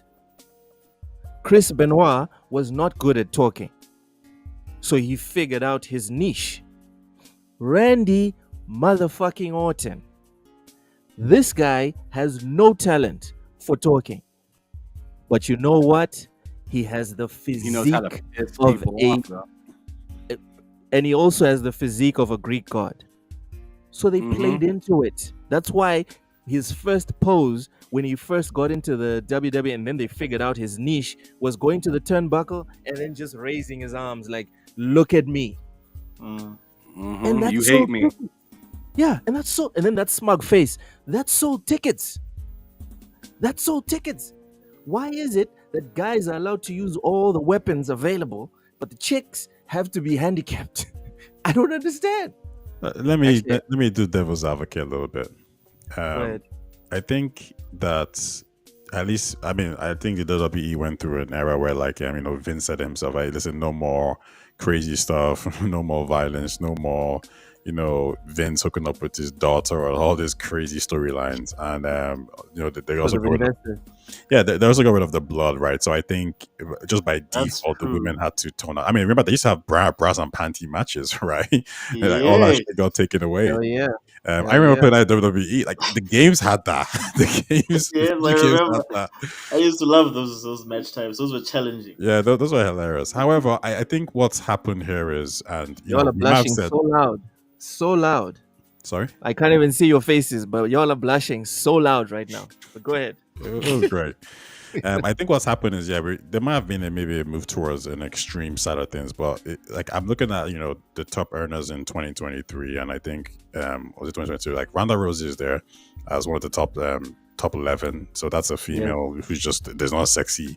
I mean, I'm not trying to take a shot at her, but she doesn't exude sexy appeal, right? No, she doesn't. You have Undertaker was there, but you also have Becky You're just Lynch. leading with sex appeal. Yeah, I get it. Yeah, like Becky Lynch was there as well. Like, she doesn't do anything sexy per se. What? She's- What? Becky Lynch. What? She's not like a stable or like or Trish Come Stratus, right? on. Nah, Becky Lynch is No, not. she's not really. She's like, is No, that the I'm the I'm not man saying girl? Yeah, she's the stable. man. She's the Irish girl. Like she's the one No, who no, like no. she's the one who had a broken nose. Like Yeah, Come on, she's. guys. like Are she's you guys there. Well, I serious mean, right we're now? not saying she's not attractive, but we're saying she Come doesn't on, play fellas. Yeah, she on her doesn't play into those sexuality. kind of stereotypes. And I'm No, looking she at the other doesn't. females as well. Like they get paid. I honestly I understand why Trish could be very valuable to WWE back in those days. Well, I don't know if she's getting more money now. I think the difference is these girls are saying that back Y'all are then, crazy. these Becky girls are. That- No. that's crazy. So, Y'all so are the crazy. difference, Ty, is like Mhm. there's a difference between how much the WWE pays you and how much you draw based on your ticket. Like now they've got like set deals. They've got something called guaranteed, like Mhm. what's they call it? It's basically guaranteed money. Back in the day, you didn't have guaranteed money. Your money was based on like how much merch you sold, how much And also your appearances your per week. yes, and That's why they your used to appearances wrestle and through how the pain and all crowd this other rubbish. like how the crowd responded to you on TV. How many people switched or like whenever Sable was on, the ratings would like go like two people at that time just before The Rock. It was Sable and was Stone Cold Steve Austin. That was it. Whenever those guys were everybody switched over to WWE. That is how big Sable and those. So when you look at their money, like rather Google or look for who drew or who made the most, not who got paid the most, who drew the most money based on like pay per views. I don't think they still call them pay per views, but like based on that, based on merch, as well as just maybe then they'll include the salary as a third or a fourth leg. But it's the overall money you make as a brand. Yeah, so I can agree with that. Yeah, but I would say if Stable could be on that list, but then is the next person a female wrestler, a third female wrestler. So I think we're speaking about somebody who did extreme. Like I remember Stable very well. Like I have her images in my head. You But should remember her. yeah, she was great. But like I don't know if the other WWE females. I don't know if, for example, Stacy Keibler did the same thing. You know what I mean? So I think we might be looking at certain extremes here. And I guess maybe the point I'll try to say is, come on. sorry, what'd you say? Said Stacy Keibler, bro. Yeah, Come on. I think the point I'm trying to say is like I think Is right that a now, positive come on or a negative? go down. That was way more positive than it should be. Yeah, Ham, calm She down. was way, Calm down. Way more positive than it should be. I All right, think and on that note, nope, we're Alright. not gonna get lewd. 'cause well, no, I'm about to working on finish. some I swear, sponsorship. I'm just about Okay. to finish the point. Alright, I was finish gonna I say don't is, want to hurt nobody. I think See? before, This is why I wanted to move on. I think what we have now is we have female wrestlers who are not known for their sexuality, but just their wrestling ability, their skills, their styles, and their personas. Whereas back then, there was probably an element of like, well, you gotta be sexy to kind of make yourself big. So now that we're kind of gone all this way there, I think now we can start to see some female wrestlers say, I actually want to embrace this. I want to actually be more Yeah. sexy. I think now it's a good balance because at least back then, I think you had to probably be sexy for people to kind of take notice of you. People like Lita and China were a little bit different, right? But I think now we're in a good spot for the female wrestlers. I mean, I think I'll find it hard for somebody to argue that female wrestling is at its weakest. At this I remember point. I think it's Jacqueline. best. I He said, remember. what about Jacqueline? I remember Jacqueline, Tori and Jacqueline back in the day. Yeah. Or, no, not Tori Wilson, Tori and yeah? Jacqueline. I think it was Ivory. Ivory. And Ivory, yes. Yeah, Tori And was on that note- doing her own. Dude, Tori was fine too. But, And on that note, yeah. and on that But note, anyway, Stacey. Quick question, Keibler, just the rest, one last I mean, question. Oh, One last question. God. Goodness. Y'all Um, are it's for everyone here. I'm having Were a problem right now. were the female wrestlers better wrestlers back then, or are they better wrestlers now? So, Oh, right now, by far now. I so would say yes. right. So the thing is, there was not a lot of like the only thing I'll say about the Attitude Era that I didn't like is that aside from the likes of like China, a lot of the female wrestling matches were gimmick matches. If you wanted to watch real wrestling, female wrestling, you watched like there was this one promotion called Wow. There they had like because the whole promotion was just it was like that show Glow. The whole promotion was females. That's where you saw some of the best actual talent that would That's why probably do Lita was so so well fire. right now. That's why Lita was as dope as she was, because she was like pure as she seemed like the Hardy Boys were going as crazy as they were, and they were like somebody that you've never seen type of wrestling, right? Other than like maybe Rey Mysterio, like they were like the American Rey Mysterios, but they were brothers, right? And they were both. And Jeff was crazier than Matt, but Matt was pretty crazy as well. So when Lita hopped in as a woman doing all this, jumping on people's shoulders and twisting them, when I seen that for the first time, I was like, okay, this girl can bang. And then and that's like that was other than China, that was like the first time I seen a wrestler as like, oh, she should have the championship over Trish. Like that was my idea, because I was like, she's actually a good wrestler. Like Trish, she fine, but like Lita bad, man. Yeah, she can actually wrestle. But on that note, gentlemen, we really do have to move on to some news, because I don't know, it was getting a little too hot, and I live in a third world country in Southern Africa, and I was like, yo, this is a bit too hot for me. Anyways, PS5 Pro owners, this topic is going, I hope this topic is very short and we can move on to something else as soon as possible. Nice. PS5 Pro owners complain that some Pro enhanced games look worse. So I'm not even going to bury the lead. I'm surprised you're not using your beloved. I'm trying to turn over a new leaf, fam. You're lying. You just forgot to. I did not forget. You did. Not forget. I'm trying to turn over a new leaf, and yeah. Anyways, I think this one just had a video you wanted to refer to. Yeah. Let me just put the video up right now, cause hold on. Let me remove this real quick. I'm not even gonna bury the lead, because I don't know if you guys saw it, Oshus and Tai, but this is not just rolling around in the articles. Like, there's actual video evidence. Just look at this. What is that? Look at this. I'm gonna put it on the screen, bruh. It's not on the screen? Oh shit, no. My bad. I mean, it's a little harder to tell through here, but like, you should full screen that if you can. Yeah, hold on. Let me just reposition this real quick. All right, positioned. Let me go back to Reddit. And there you go. So let's restart this thing. So, this is tragic. Just pay attention to what's on the screen, fellas. So he went and he changed the graphics to performance. Yeah. And then look at what happened.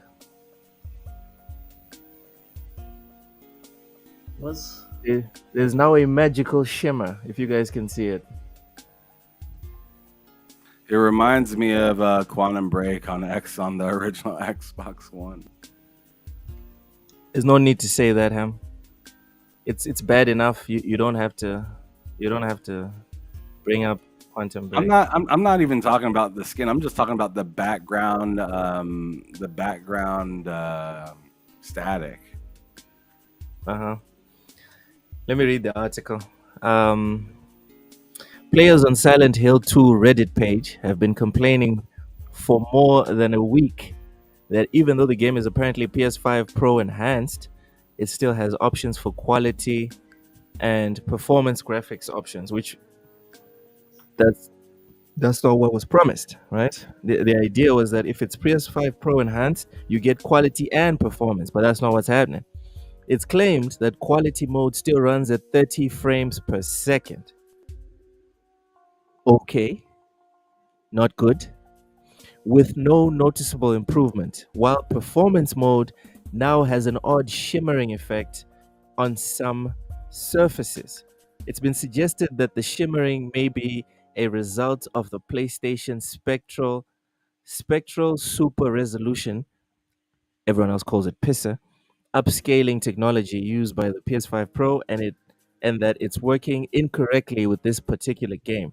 One video shows the player switching to performance mode mid-game, which immediately makes the shimmering effect appear, most notably on the puddles and trees. So here's a quote from Digital Foundry. If you look at this side by side, you can see just how unstable the game appears now with the pisser in the performance mode. Oliver Mackenzie says, I would personally go as far as to say it looks dramatically worse than the old performance mode here.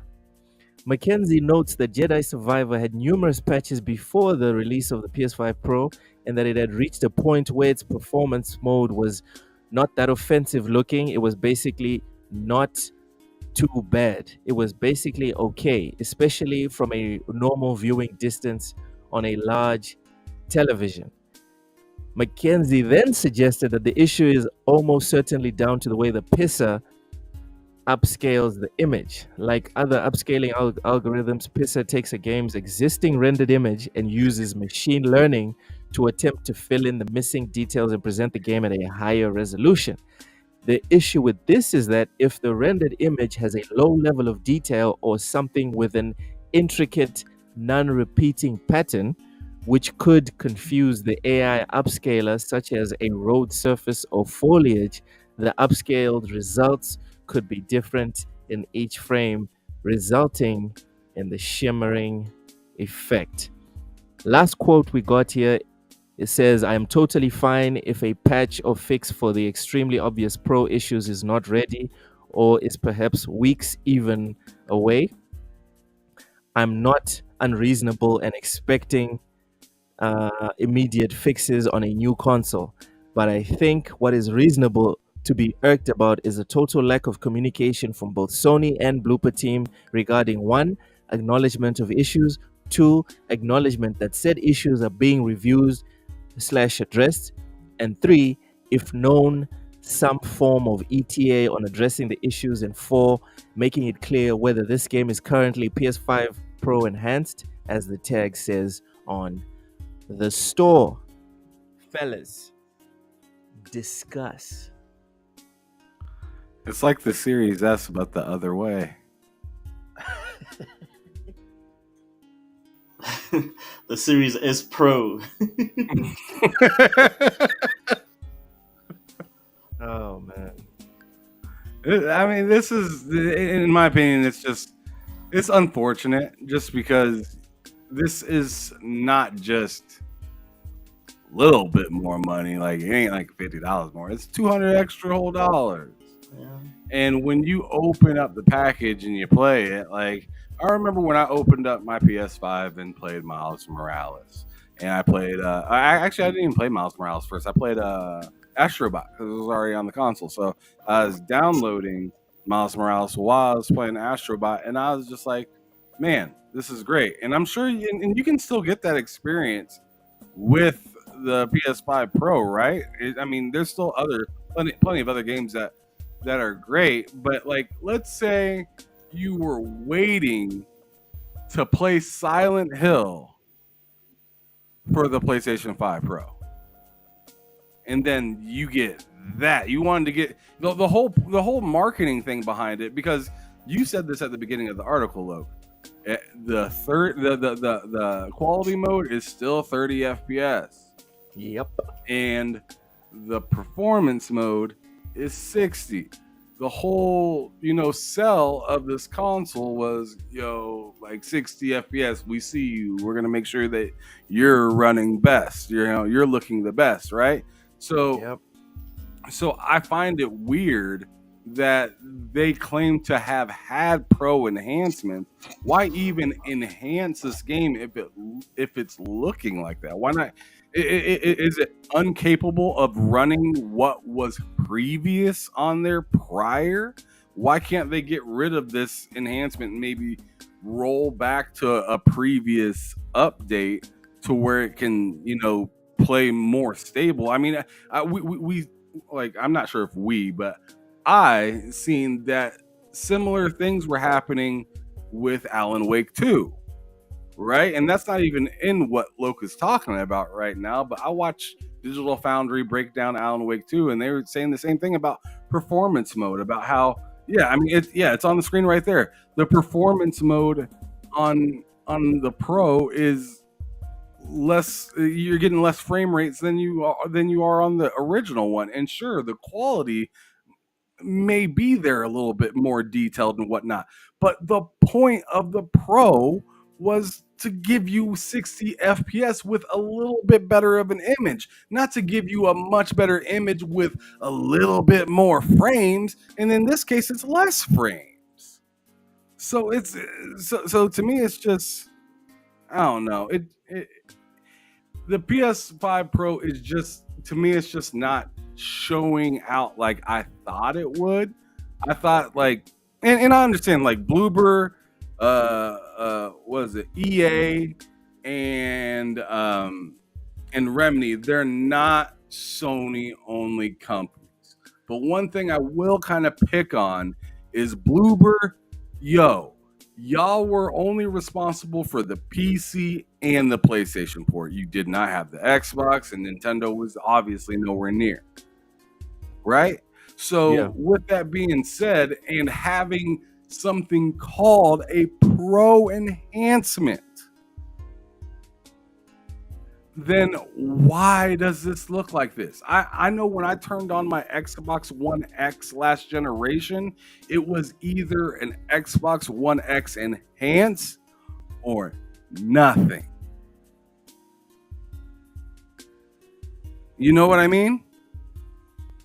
So the nothing would run just like the old Xbox did, if not maybe a little bit better, just because it had the cooler was different and everything. But the fact of the matter is, like, this is to me, this is just not a great look, especially if if a lot of people's claims about the PlayStation is, oh, this is great because it gets all the third parties from everywhere every single time, and Xbox might be kind of a little bit flaky or whatnot. Well, then it's just like, all right, well, here it is, and you're paying $200 more for this than the one with the disc.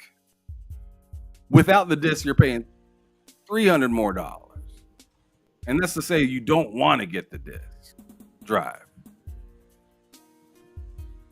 $430 if you want the whole bundle, but like more extra than the regular digital or whatnot. To me, it's just that this is not a good look. I don't care if some of the games look prettier or whatnot. I feel the same way, kind of like Loke felt about when he looked at the box for Xbox and the PS5. When he looked at the box, he had those expectations of, oh, everything's going to run like this now, right? Well, they came out and said that themselves. I mean, we can go back and turn the video back on of Mark Cerny saying, hey, we're focused more on frame rate. And making the game look better on this version. And somehow you're looking worse on your better console after updates? I don't know, man. To me, it's just like, dude, whoever has like certain games, obviously, like just like Xbox, certain games shouldn't have quick resume. Certain games do not need quick resume because it just doesn't work right with certain games. Well, I'm gonna say for the PlayStation Pro, certain games don't need the piston because it's pissing all over the game.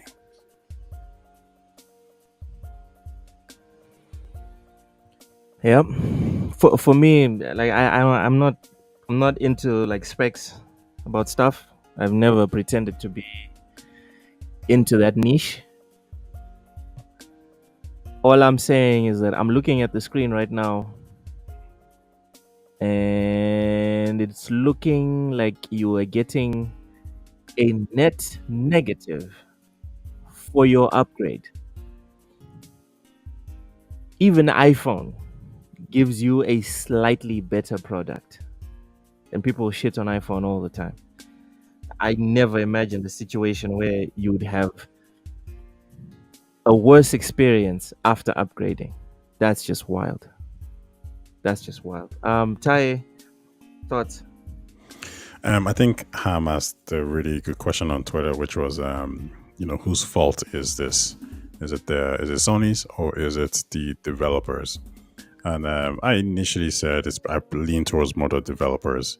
It's clear that the PS5 Pro is superior to the PS5. I think everyone would, agree on that.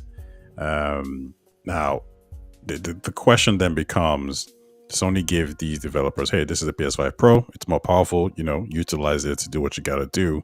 We're seeing some games come out now that say, okay, now we're PS5 enabled. So I think Star Wars Outlaws came out recently and said that they were PS5 Pro enabled. So nobody's forcing these developers to not optimize the game well. So it seems like some of them are just rushing. They're doing a quick job. They're saying, okay, it has AI, let the AI do its thing. So it does reflect bad on Sony, 100%. But at the same time, I'm looking at Bluebird team. Like, why would you do this? Why would you say, okay, we're gonna, push this update out, and it's gonna work, and it doesn't work? Now, maybe Sony should have better quality control. They should check it and make sure that that this is working Remember, well. this is a week fresh off of us just talking about quality control. Yeah, this is true. So Sony takes some type of L here, at least the perception, right? Now, I think in some cases, Final Fantasy, we saw that, and that was done well. So maybe Square Enix are just, smarter, more efficient, and it seems like everyone is just kind of jumping on, just hit a button and it's gonna, update itself. I still lean towards this being the developers causing this issue, but I will say it does make Sony look bad. So Sony needs to kind of nip this in the bud as fast as possible. I can't buy your game and it's on a superior hardware and it's running weaker.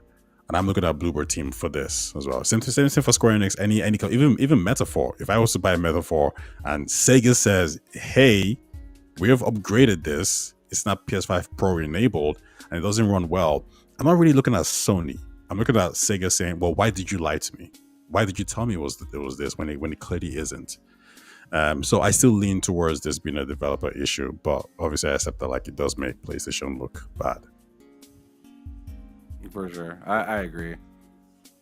Oshas, I mean, that's why I didn't. That's why I wasn't trying to be an asshole when I made that tweet, right? Mm-hmm. I just put out that tweet because I was just like, well, this is a third-party game, and all of PlayStation's first-party games seem to be better, but it's one thing. To me, it's on the developer when it's like a one-off. But now we're starting to get a little bit of a trend when we have now at least just 3 that we've thought of or put up on here that has big outlets talking about it. And that's not every game that's out, right? So there's still other games that have to be looked at that's possibly pro enhanced as well. And if you're finding this out just a week or 2 after, that's kind of yikes. To me, it's just like, all right, sure, they're responsible, but at the same time, you gave them the hardware. You should maybe, if this means as much as you're making it mean, and you're charging as much as you're charging people to purchase this thing, you need to send out a couple people to help them figure out how to implement this properly, because this isn't okay for as much of a markup of a console that this is. Yeah, for sure. It makes them look really bad. I mean, you probably traded in your your PS5 to get a superior product, and this crap is happening. So yeah, it really does. It does hurt them, especially because the idea that the PS5 Pro is $700 or $800 more, and this does feel like an Xbox tax situation, right? I'm not crazy about this, but I feel if this was the other way around, this news would have hit me harder and faster. Like if this was an Xbox Pro, they would have been destroying Xbox. Typical incompetent Xbox, blah blah blah blah blah. So for sure. The only reason why Sony gets away with some, Sony is consistent, yeah. But the reason why they're able to kind of skirt this kind of issues is because they release good games. I mean, like I said, Astroport came out. They got Wukong as timed exclusives. If they didn't have any of these additional timed exclusive or good games, we'll be grilling them just the same way we grill Xbox. So it's okay because they have timed exclusive games. Not that it's okay, but I think the main thing gamers I don't know what you're trying to say. The main thing gamers care about ultimately every single time is just video games, right? Yes. It's the reason why the Nintendo Switch can be like a 10-year-old hardware, but people still buy it because even when Legend of Zelda Tears of the Kingdom, you purchase that game for $70 on a weak hardware, and it runs at 30 frames, and it can't even hold 30 frames. But people didn't really care. They're like, you know what, the game is good. So as long as you drop good games, you'll always be forgiven. You know, No Man's Sky, for example, right? Crap game at the start. Now it's a great game. Everyone's forgiven. Starfield. Starfield isn't there yet. They need Starfield. they need a few more expansions and a few more quality of life improvements for people to kind of get to that level. But even remember Cyberpunk, I mean, that was a disaster launch, and now everyone loves the game. Not Cyberpunk. Starfield has they have the layout though. They have the layout. They just need to execute. Yeah, I agree. Even recently, Street Fighter, right? You know, the previous one that came out, everyone hated it. Frame rate was bad, not enough characters, not enough missions, menus, and then Capcom comes all the way with a brand new Street Fighter. Hey, we got a story mode, we got a world mode, we got multiple different options, and we got a character creation mode. I don't remember the last time I bought a Street Fighter game, and I bought this one. Yeah, and actually no. I was gifted it. I take that back. I was gifted it. Nope, I didn't buy it. But I was wanting to buy it, and somebody gifted it to me. That's what happened. Yeah, I think I remember talking to Luke about that. I was like, I think I might fuck around and get it. Yep. And somebody gifted it to me. And Capcom acknowledging themselves. They said, "Yeah, listen, we messed up with the last one." That's one thing I was going to say about gamers. They're not. They might come across as sensitive and emotional when you've kind of screwed them over or annoyed them, but they will always forgive. As long as you drop a quality product in the future, they'll be back. Yep. That's why whenever you drop a shit product, might as well shut up the studio because they will not be back. Is that all on the PS5 Pro? Essentially taking very big L's at the beginning of their release. I mean, like, I think you guys have said everything, but like the only thing I'd add is it's disappointing, but this was predicted. I mean, like, this is why Phil said that they were not going to do a mid-gen refresh because the returns are just diminishing. And the thing is, it comes back like this is just a one of many things in a long line of things that's going to happen. Like the moment you don't have competition anymore, you can afford to do things like this. There's a reason why when the One X dropped, it was probably the best mid-gen refresh, to date in terms of it did what it said exactly it would do. It give you 4K at 30 for most games, and it did that for most games that were enhanced out the gate. Even though there weren't any brand new games launched with it, but it did what it was supposed to do. So yeah, this is kind of disappointing, but I think going forward, if you're a Sony guy, just expect these sort of half measures going forward, like products that just don't seem like what they were promised. And I was even shocked, like they're selling this thing at a premium, and I looked at the packaging. It's literally a paper cover, and then immediately it's just a plain white cardboard box. And I'm like, dude, like, have you seen the Series X packaging? And that's like $200. Yeah, it's just cheaper. Like the regular PS5 Pro packaging. It's nothing special. But I mean, whatever. I mean, as long as it doesn't come broken, that's all that I kind of care about. But at the same time, I mean, the presentation of the Series X was something else. Yeah. It was special, yeah. So it just, to me, I'm not surprised. But I feel you, Ashis. When you call it a Pro and you just throw it in the bag, it's kind of weird. I mean, I worked for Apple for a while, and the main thing I'll tell you is that like the amount of pride they take in how they package things, because to them that whole unboxing experience is part of marketing their products. It's how awesome it is to unbox an Apple product, and Microsoft is like leaned into some of that with their with some of their hardware. And I just think Sony just doesn't care. As long as it does, like it works, they'll ship it to you. I have a question for Taye from Sour Blow. He didn't actually ask you this, but I want you to read this, Taye, and then you answer that. Because I would, but I'm trying to find something right now. Sorry. Sure. You think? Sorry, you had it on the screen. It's gone now. Yeah. Yeah, because of the timer. Go ahead. Sorry. You think devs overlooked the Pro because they don't believe that many users will be playing on it? If so, do you think Xbox also suffered from that when games ran better on the PS5 than the Series X? Yes, I think that's a very accurate assumption.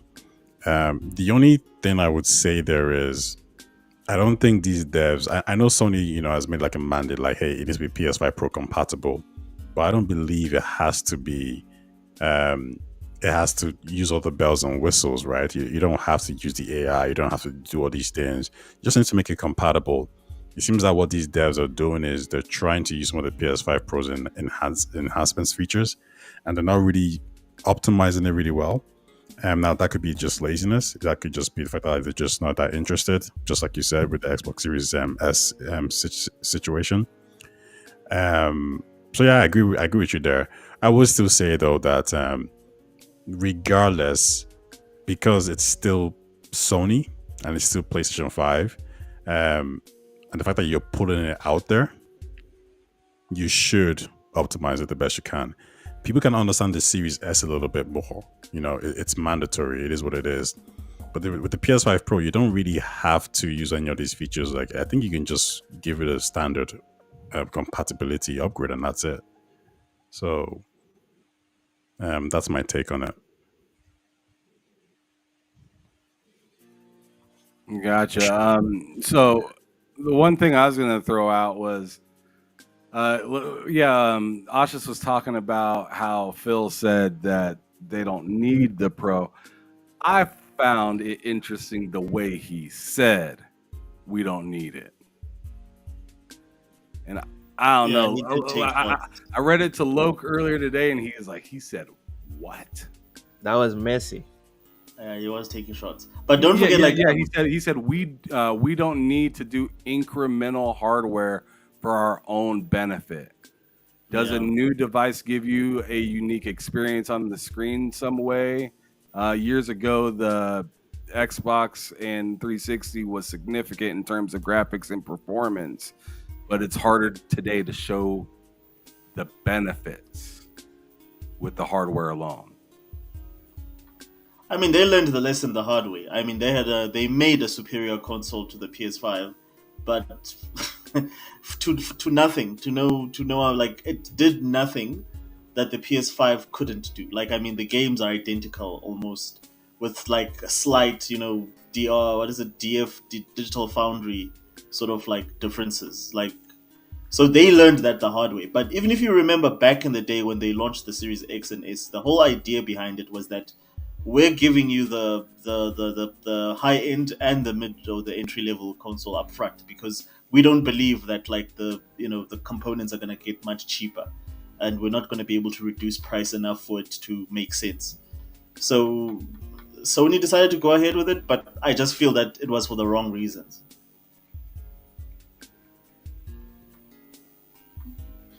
Is it possible that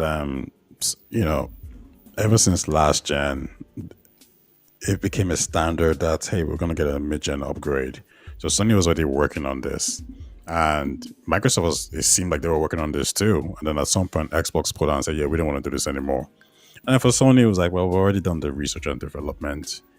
Might as well just do it. The way it seemed, whether it was a leak or truth or whatever, it seemed like the Pro was supposed to be the PS5, and they ended up stripping it down to be not the PS5, and they ended up stripping it down and then giving the PS5 to what we got, and the Pro is now out, because from what I thought I heard that the Pro was in design before the regular PS5 was. So I don't know, to me it just sounds kind of weird, but at the same time it kind of makes sense, seeing that the cost of or they're trying to use more special tools in these in these consoles and stuff like that to be able to run, to make bigger generational leaps, right?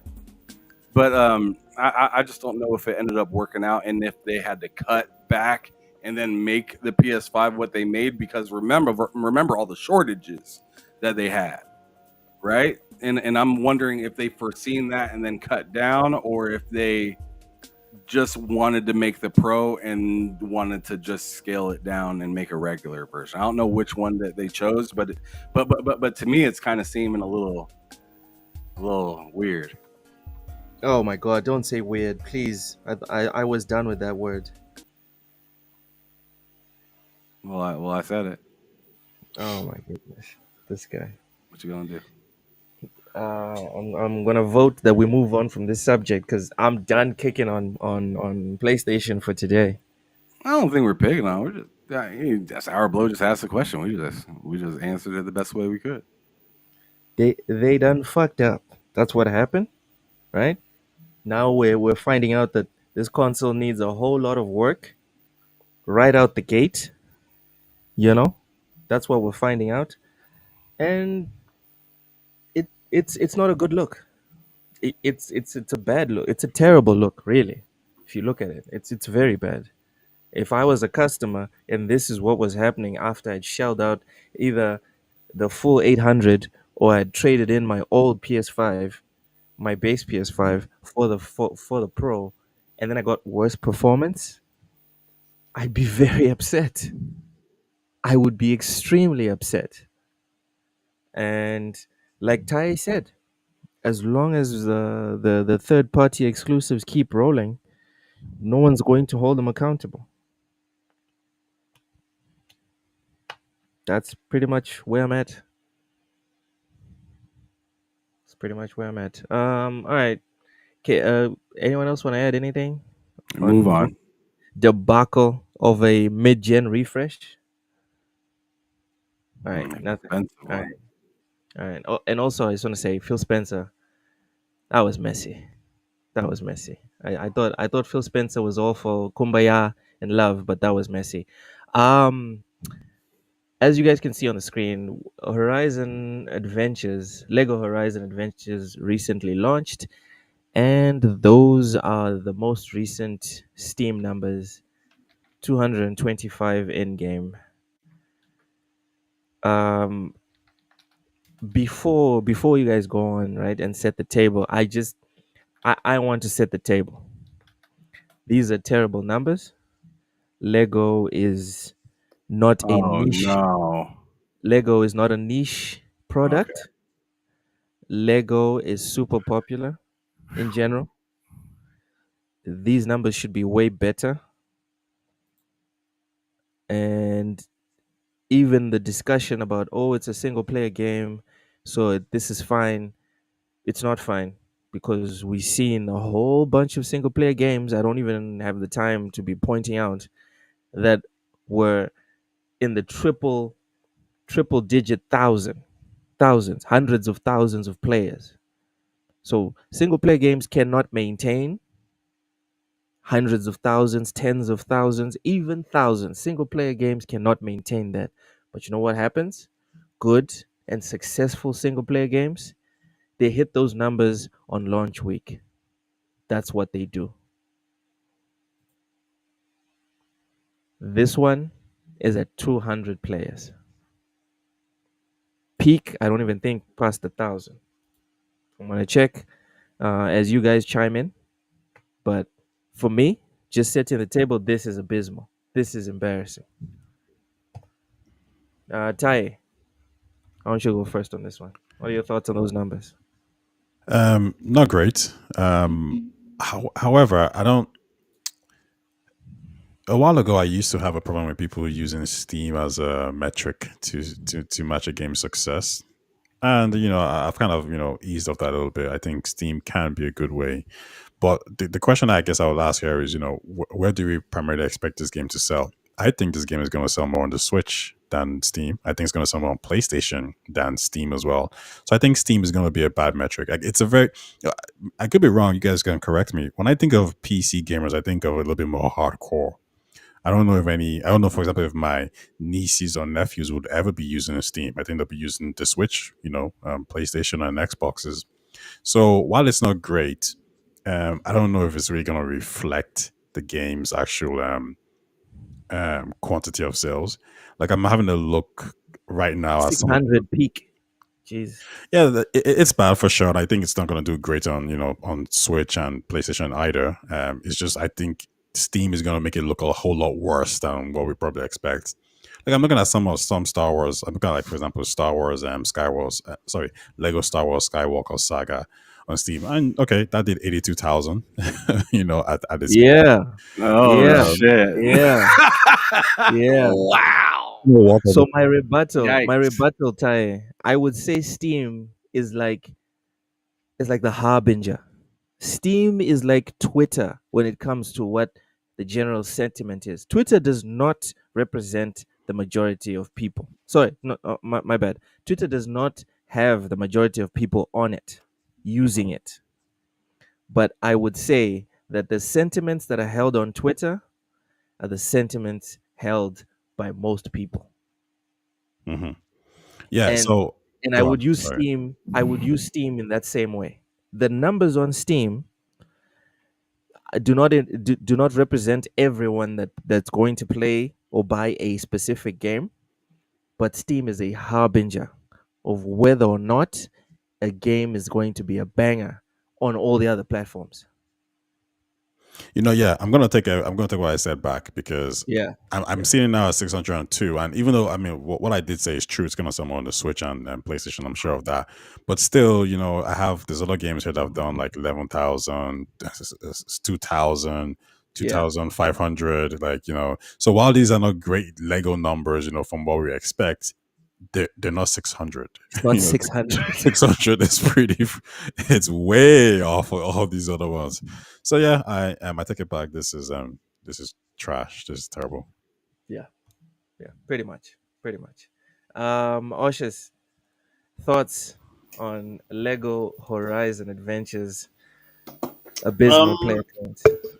so there's two things here. Like, there's this. Everybody keeps talking about Sony going to Steam day one. It's going to make a huge difference. And I think everybody's looking at this game from a perspective of, well, it's a Lego game. It's not really a Sony game. But I think people need to study those Sony numbers. They're not even for games that are older or games that were released on PlayStation first. They don't do well on Steam. Like I'm trying very hard to like. I don't think there's a single PlayStation. Maybe just for aside from Helldivers, that's done over 100,000 players for PlayStation. Helldivers Maybe was day No, one. Helldivers was their largest game, was- like yeah. And it was day really one. fast. Yeah, that's what I'm And it saying. was Is I day think one. it's the only one that did over 100,000 Yeah. players. I would wager that if PlayStation starts putting their games day one on PC, you're going to get the next God of Wars or whatever getting those hundreds of thousands of players. Well, this That's what I was think. wasn't this like them attempting to sort of like Oh, dip come their toe into on. that? Come on. The reason I say Lego that is, Horizon right yeah, I next mean, to like, God of War. For real? well, my thing is then again, Lego Horizon would have probably sold better on Xbox. Why not just release it on Xbox then? Because you're putting it out on Steam to die if you're not experimenting with this whole thing of single player games on that platform. But anyways, yeah. So like, I think people should just look at it from both sides. That yes, it's a Lego game, and Lego games have been hit and miss because if you look at like, for instance, a very highly acclaimed one like the Batman 2 Lego game, uh, good reviews on Steam, but very did poorly. Like it didn't even do like 1,000, I think, players. So they don't. It's a hit and miss. If it's a Star Wars thing, Lego. probably it Wait, will you're do saying well. Lego what? Lego Lego Batman Batman 2. 2. Yeah. But yeah, Sony should look at this very carefully in terms of like as a precaution.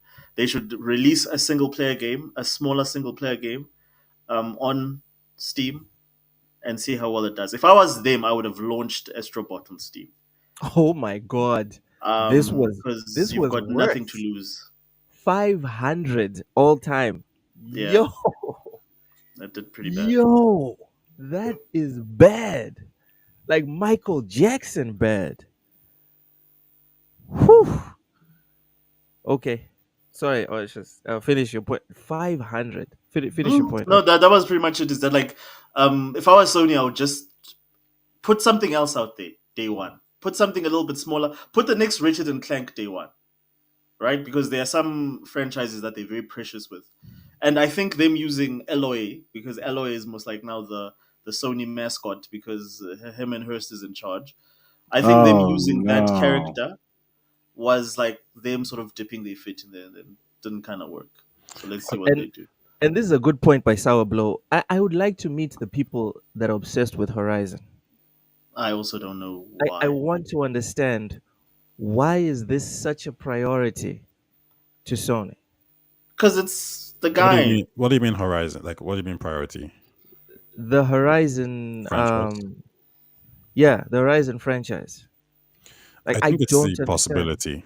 One of the things about Horizon is, in comparison to, like, remember Sony was trying to make a Spider-Man multiplayer game, and that got cancelled because it wasn't working out well.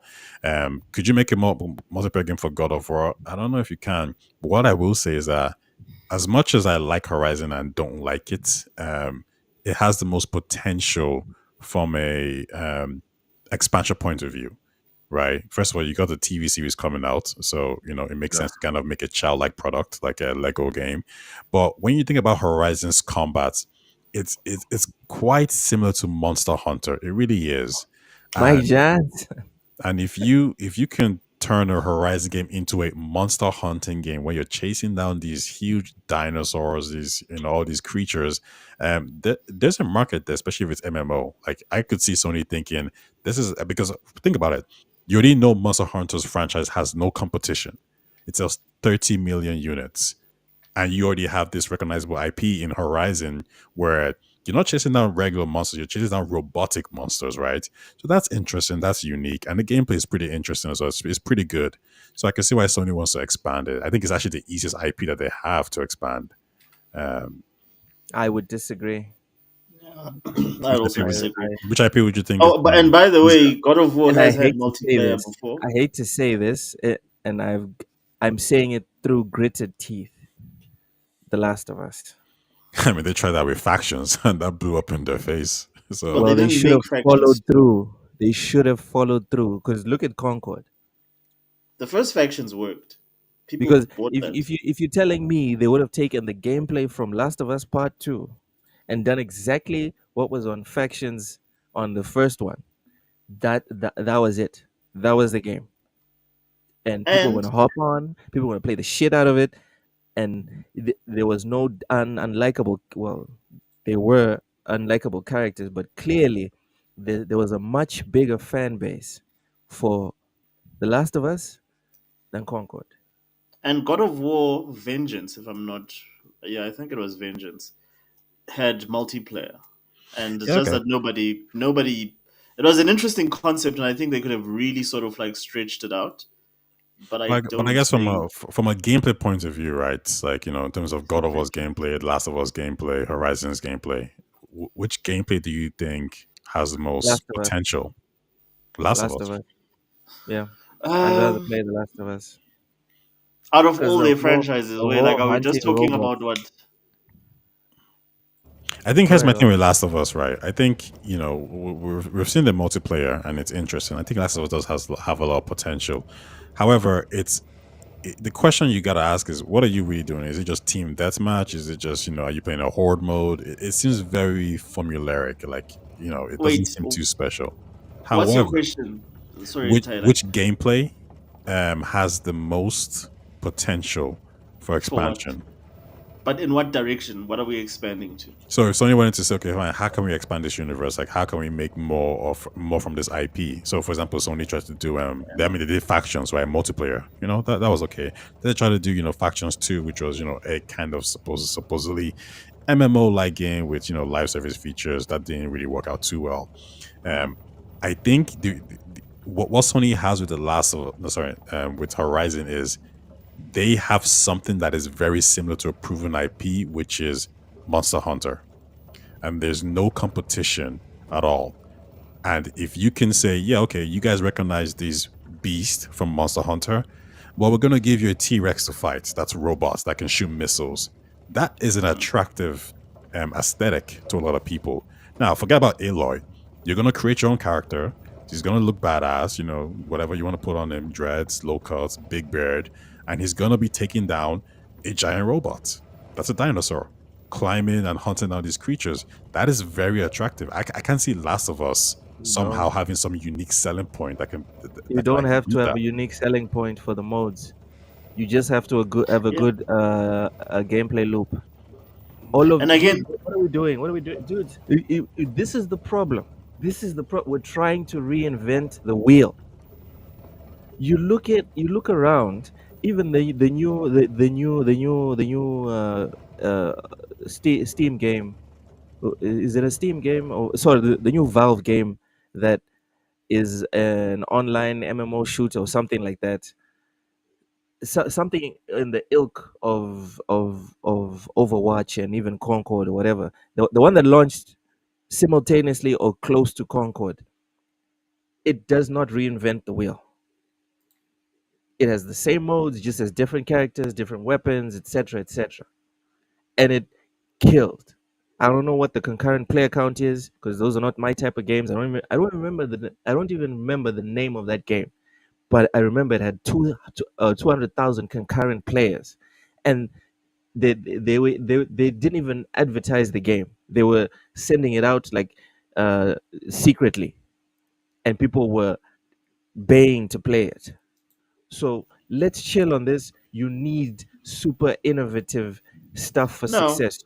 You but don't. that's not what he's saying though. Look, he's just You just saying, need a good gameplay loop. What I'm saying is this business of saying because you're going to be hunting dinosaurs, what's it, machine dinosaurs, that makes it more attractive than the gameplay loop that The Last of Us would present. And I can't believe I'm in a situation where now I have to defend The Last of Us.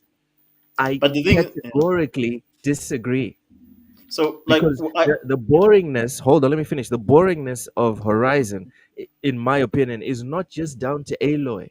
Even the activities get tedious. The monster fights aren't as fun as the monster fights in Monster Hunter. Monster Hunter gets it. The way they do it, it works. With Horizon, you have people memeing on the biggest monster fights, talking about how boring it is. So while you might have some people that will enjoy it, you won't have a high attach number, in my opinion. That's all I I wanted to add. disagree. No, I disagree with you. I'm with Ty. I get what Ty is saying about the idea and the concept. I don't know what the execution would look like, but he's right. Like that could be their what's this game? Monster Hunter, Hell World Power type of World. thing. Yeah, yeah, Like there's so exactly. many things that you could do with that concept. I just wonder if the creativity is at Sony to do that. Like I just think they look at things at two like vices, like two visions. It's either we need to make it a live service game or we need to make it a single player game. And you need to do something for that, for them to do something like that with Horizon, they need to do something in the middle. But that's a great idea. Like I mean, if I was him, I would listen to that idea and say nobody cares about Eloy, but the world is so beautiful, it's so pretty, a lot of people would like to be part of that world and go fight those monsters in a whatever type game, in a Monster Dude, the Hunter same type game. people that made Aloy, the same people that made all those NPCs that people don't care about, is the Oh, hold same on. people that are going to make that MMO, bruv. No, I think it's a different team. They're getting assistance from a different team. At least that's what rumor says, right? Because they don't. I mean, like think about Diablo on the mobile phone, right? They don't have the expertise, and then they got they got Tencent to make it. So the rumor had it as somebody else making it, whereas Gorilla's probably working on something else. But I mean, we don't know. But it's just, Someone else is making it, but it's sure. not. But But if it's it's not. still Gorilla, Yeah, but think it's about it. just So going yeah, to be Gorilla created a. MMO. It's just going to be the MMO Snowfest. That's all it's going But to be if Gorilla makes it. But Gorilla again, created an amazing world, right? That's actually the reason why I bought the game. I bought the game and I didn't like the main character Aloy. I thought she was crappy or Yeah, whatever it is. Deadlocked. That's the game. So sorry, my bad. Yeah, Ron Slasher. That's correct. Deadlocked. That's the game that Valve wasn't even trying to market. Didn't yeah. bring anything new to the table, but because they made it so well, they polished it, and they put on characters people liked. It took off. And but if you look at the modes and whatever, there's nothing new there. Hmm. Um, when it comes to the combat in particular, Last of Us combat is okay, it's good, but I think people say it's probably one of its weakest point, right? Yeah.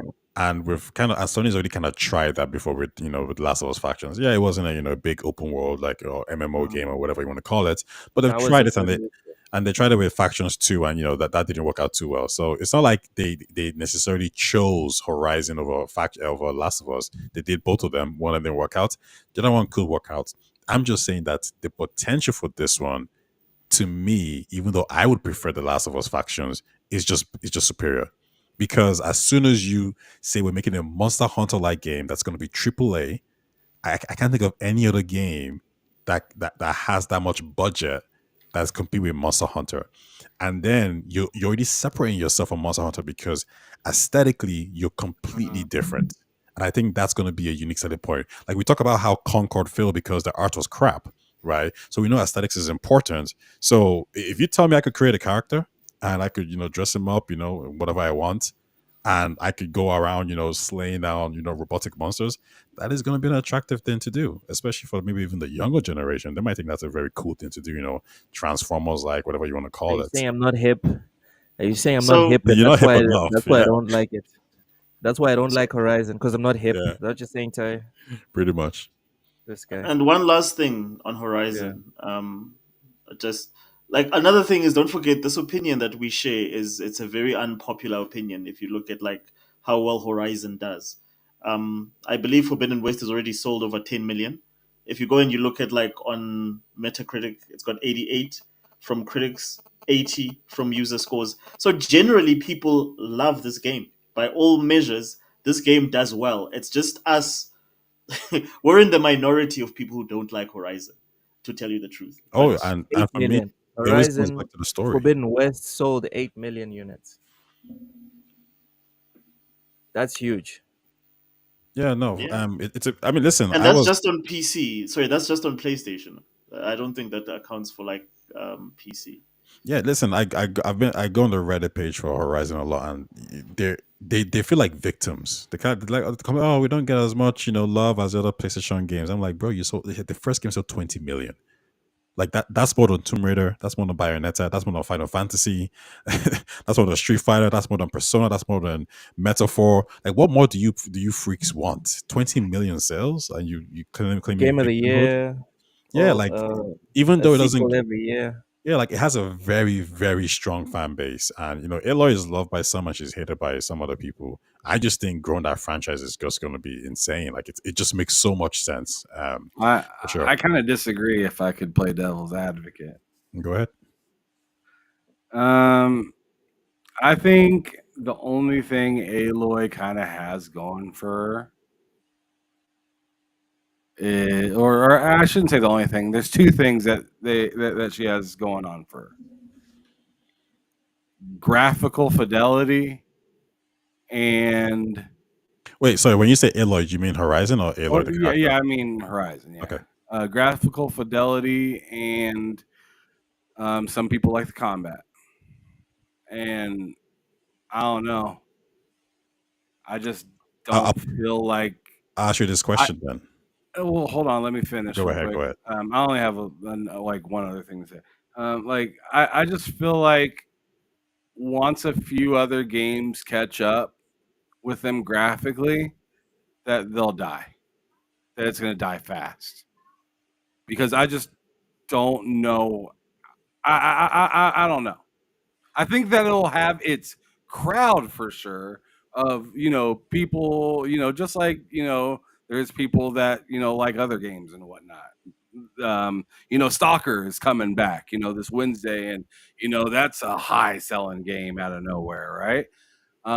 But I think it needs like time for people to miss it because I don't know, like to me, if they continue to ride this wave, personally, I could be completely wrong, but I don't know what they're selling isn't really exciting me that much, and I don't know. That's just my opinion. I'm just gonna leave it at that. I'm not gonna say too much. I'm just gonna leave it at that. What I was gonna say there was when you talked about people like the gameplay and the graphics. if I was to flip it and say, why do people like Monster Hunter? We would say the exact same thing, right? We would say they like the gameplay. And Monster Hunter doesn't have a story, doesn't have amazing graphics. It just has a really good gameplay and a really good gameplay loop where you have all these weapons and you chase, these monsters over and over again. Horizon Forbidden West has many different variants of weapons. And those weapons themselves have different tactics and in the ways you can use them. And also has like fire abilities. It has ice. It has I think poison, and it also has the tear mechanic, which is really interesting. It's an armor like mechanic. You guys probably know it, where it Well, doesn't yeah, I do mean, damage. I beat Beat the game, yeah, Horizon Forbidden West. yeah. Like, I mean, I know what it has to offer, and I'm just saying, like, Oh to me, my god! what's so funny? I'm sorry. Someone said to pay back the $20 million campaign debt, Kamala Harris agrees to fight Jake Paul. Oh my goodness! I can't breathe. Sorry. Let me mute myself as I read this foolishness. Go ahead, brother. Go ahead.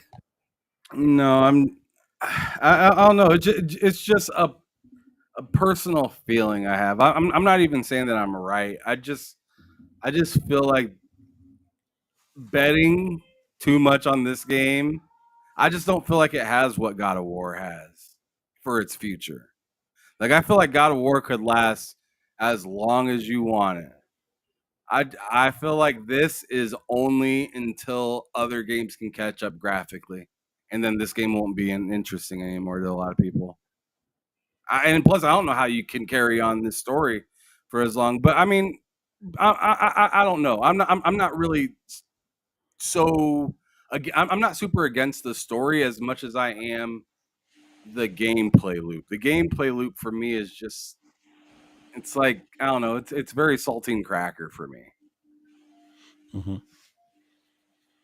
Yeah, no, I get you. I think listen, I think execution is going to be very, very important here. I think I'm just speaking from a more potential point of view. Like I said, I would prefer to play a Last of Us Factions 2 game 100%. Me too. I wouldn't care about the Horizon I stuff. see the excitement behind something like that. Yeah. What I would say about that one is it's like, what's more proven though? A Last of Us Factions like game that's going to cost a lot of money, or a game that is quite similar to Monster Hunter, which has no competition on the market, that has sold 30 million plus copies. Well, I guess in the sense of being new, and trying to take over a market that's not tapped, I'd say that's probably more favorable than doing something that's been done before, that being Factions on the original or on the PS4. But I don't know, like, how many times are you going to do this, Sony? Because what happens if this one fails? I think expertise is really important here. So is it that they're working with, is it Nexon or is it Tencent? They're working with a developer or publisher that has worked on these games before. And I think I think Phil might have said something to the tune of this, which is working with the guys who made Diablo Immortal, that you need to reach out to these people that have these expertise, and then they can give you the lowdown, so you can co-develop it with them, or you can just. I want to say Nexon was First Descendant. I need to double check, to be honest. But if that's what they are, that's a good person to work with, it seems like. Yeah. I don't know if it wasn't. Look, it was Osha. You said something about PlayStation games. Is the First Descendant. Yeah, you said something about PlayStation games and releasing them, and I think this year 2023, Sony said they were expected to make 450 million from their PC games. So I think even if we don't see the games doing crazy well, that's 450 million is still a lot of money. That's that's something to not scoff at. But also, you mentioned the point about like Astro Bot and certain titles. I think this is where the details, this is where it's really interesting. Obviously, only Sony knows its numbers, but they announced that 37% of Astro Bot purchases were from individuals who didn't actually buy a PlayStation first party game for like 2 years. So even if at some point Astrobot doesn't sell the numbers that Sony might want, it might have done something else in re-engaging those PlayStation users to start exploring more PlayStation games. So I think these are the kind of the details that we don't really see and we don't really know, but it's nonetheless important into why they might have decided to keep this game as a PlayStation exclusive. Yeah, my thing is with Astrobot is that like again, if they want to test the waters with the whole Steam thing, they need to put smaller games on there. And Astrobot to me would have been a great experiment because it's such an accessible game, and I promise you would have done gang numbers on Steam.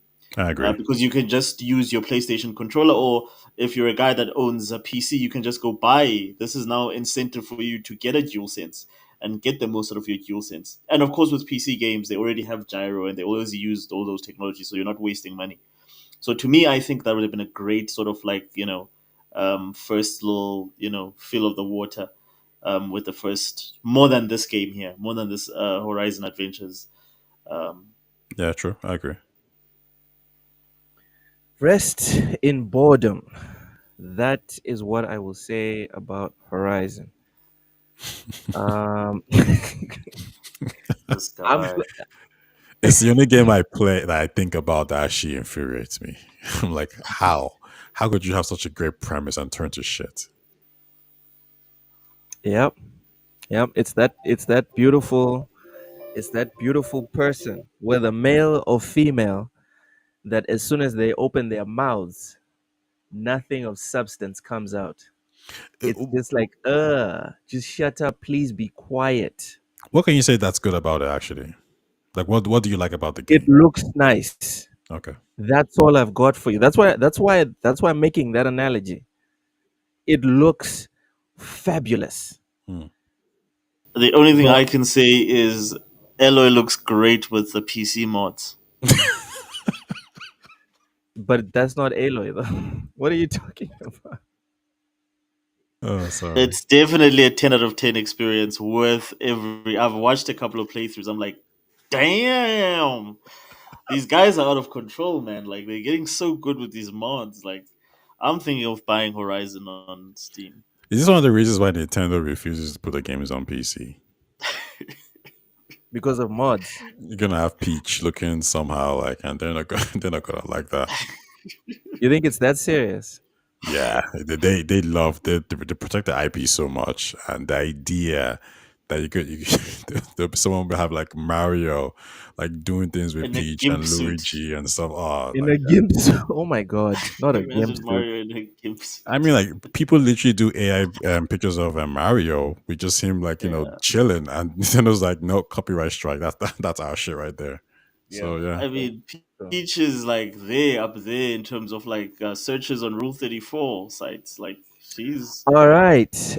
Moving on. The Game popular. Awards confirm that DLC remakes and remasters will be eligible for Game of the Year, and obviously, Shadow of the Erd Tree was amongst the nominees for Game of the Year 2024 at the Game Awards. Fellas, what are your thoughts on this specifically? Ham, I want you to go first and take your time. I bought Uh, tickets to go to the show just to boo.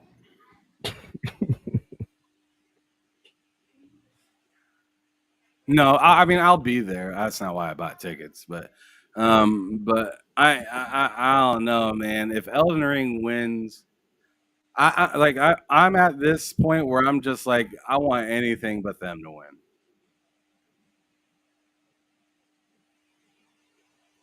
you want anyone but Elden Ring to win? Yes, I think that's fair. I And I don't love want Elden. this to get normalized, nor do I want this to happen again. DLC and remasters deserve their own category. There's multiple DLCs this year that were good, some great, some insane, right? And there have been for the last few years, including remakes and remasters. Like I mean, Last of Us Part Two, was remastered, and you know, there's some other games out there that I'm probably not thinking about, but you see my point. Like, it's a DLC of a game that was complete. This is just an add-on, so I don't want to see it on the game of the year list. I don't care if it is an add-on the size of the entire game or bigger. I don't care. You already shared that story. And if you want to come and be part of the Game Awards the next time, I think you should have to make a sequel.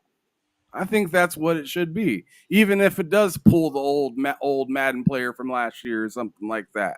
Like, I think it should totally do that. I don't like the idea of having a DLC in there, because then I start to think about old DLCs that were great that had nothing to do with this, and it just seems like, all right, now we're doing some sort of special treatment, and I'm tired of this special treatment shit for everything.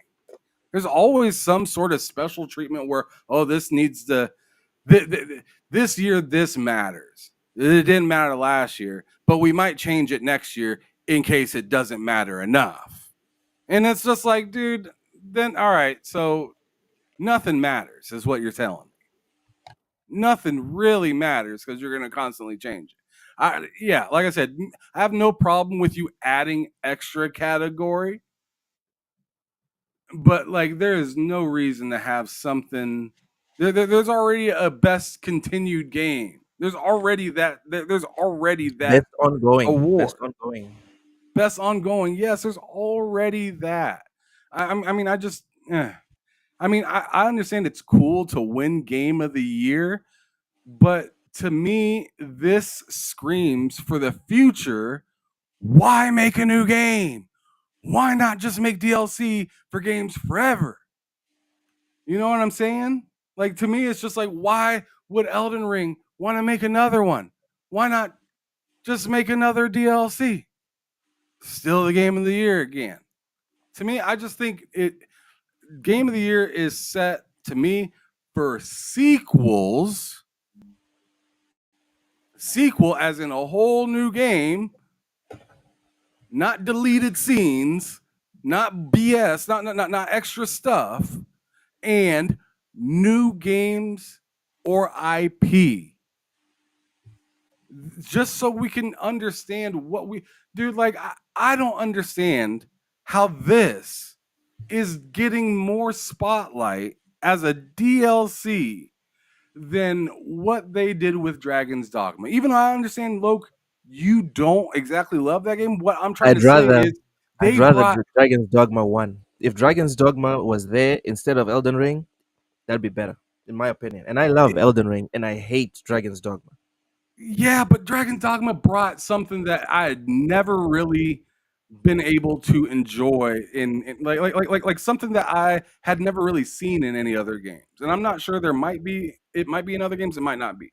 But no load screens anywhere. No matter where you go, once the game turns on, it takes a minute to turn on, but once it's on, it is done. It doesn't matter what cave you go into, where you or how you travel. No load screens. You're And I making me thought want to that play was, it now. You're making me want to give it another chance, huh?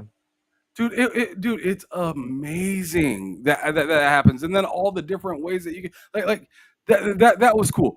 Helldivers 2 shook the fucking planet.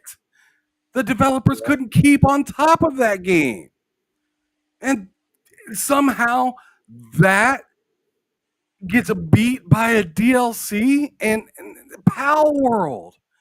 That made Nintendo mad.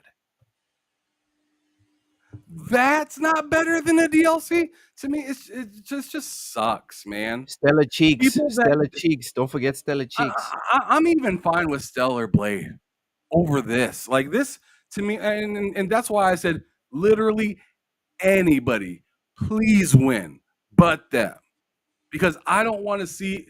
And the thing is the floodgate is it's already open, because you said this now. You said this, Jeff Keighley, that the Game Awards can't include a DLC. You said that. So now you opened up the opportunity for the future for games to just say, you know what? Why make a new game to try to win Game of the Year? Let's just make a DLC. I don't know, man. To me it just stinks. It kind of burns a little bit. It feels like someone's pinching innovation just a little bit more by doing that. Yeah. Ty, thoughts on DLC now being uh at the Game Awards as a nominee for the Game Awards, Game of the Year. Sorry. It's such a strange decision. Like it doesn't. There's no reason for it, and I don't really understand the benefit overall. Um, Out of all the like, I'm a huge supporter of the Game Awards. I like it a lot. I think most winners have tend to be more in line with what people think.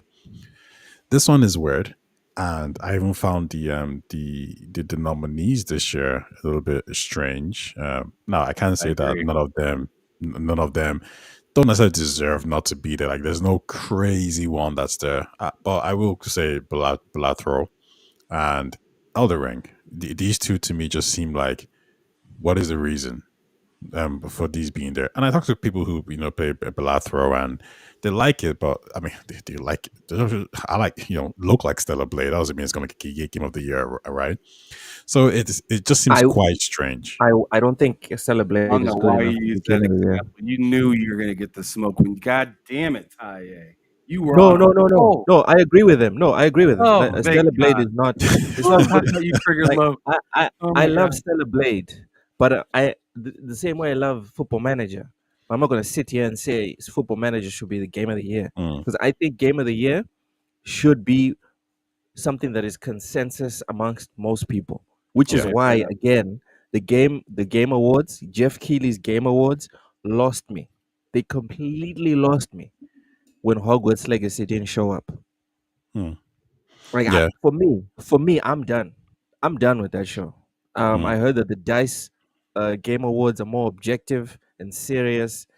I'm going to look more into it. But as far as the Keeleys, like we can do content on the show, no problem. But Ham, Tai, Oshus, this Game Award show for me has no value at all. I'm not even gonna watch it. I'm gonna click on IGN the next day, and I'm gonna make video. I'm gonna make videos on stuff that they mhm, picked. And we're gonna chop it up on podcasts. But as soon as you can, for me, if you can take the best played, the best reviewed game of the entire year, the most purchased game of the entire year, and pretend it did not exist just because of politics. We're not even talking about the game.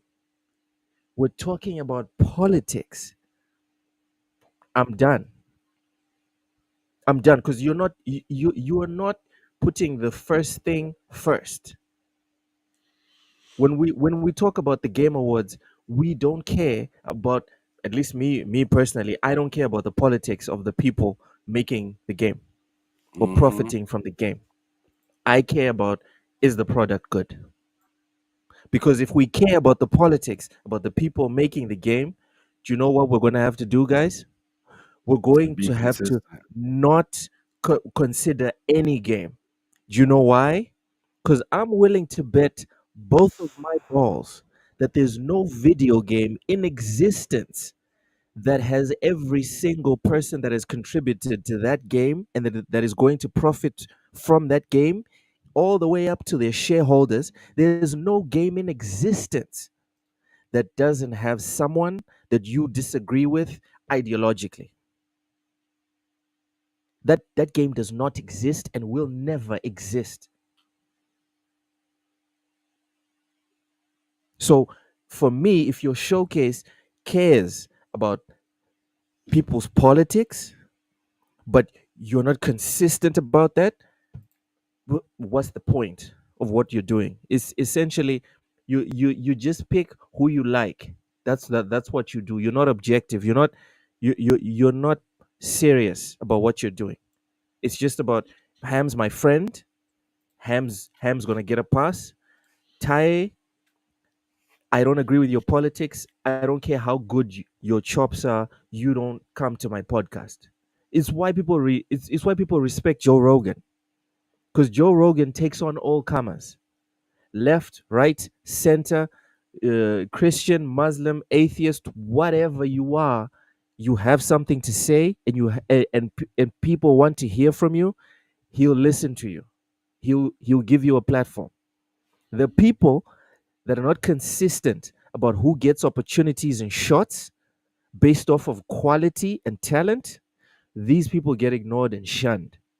And and for me, I'll say one more time and end this rant. I'm done with the Game Awards personally.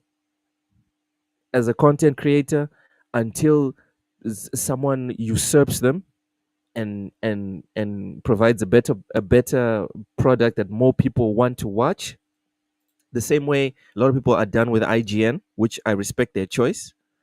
I'm done with the Game Awards. I'll speak on it because I'm a content creator and this is a video game podcast. But me personally, I have no respect, and yeah, I have no respect for any of their choices. I don't think they represent gamers. I think it's biased and it's a shit product for me.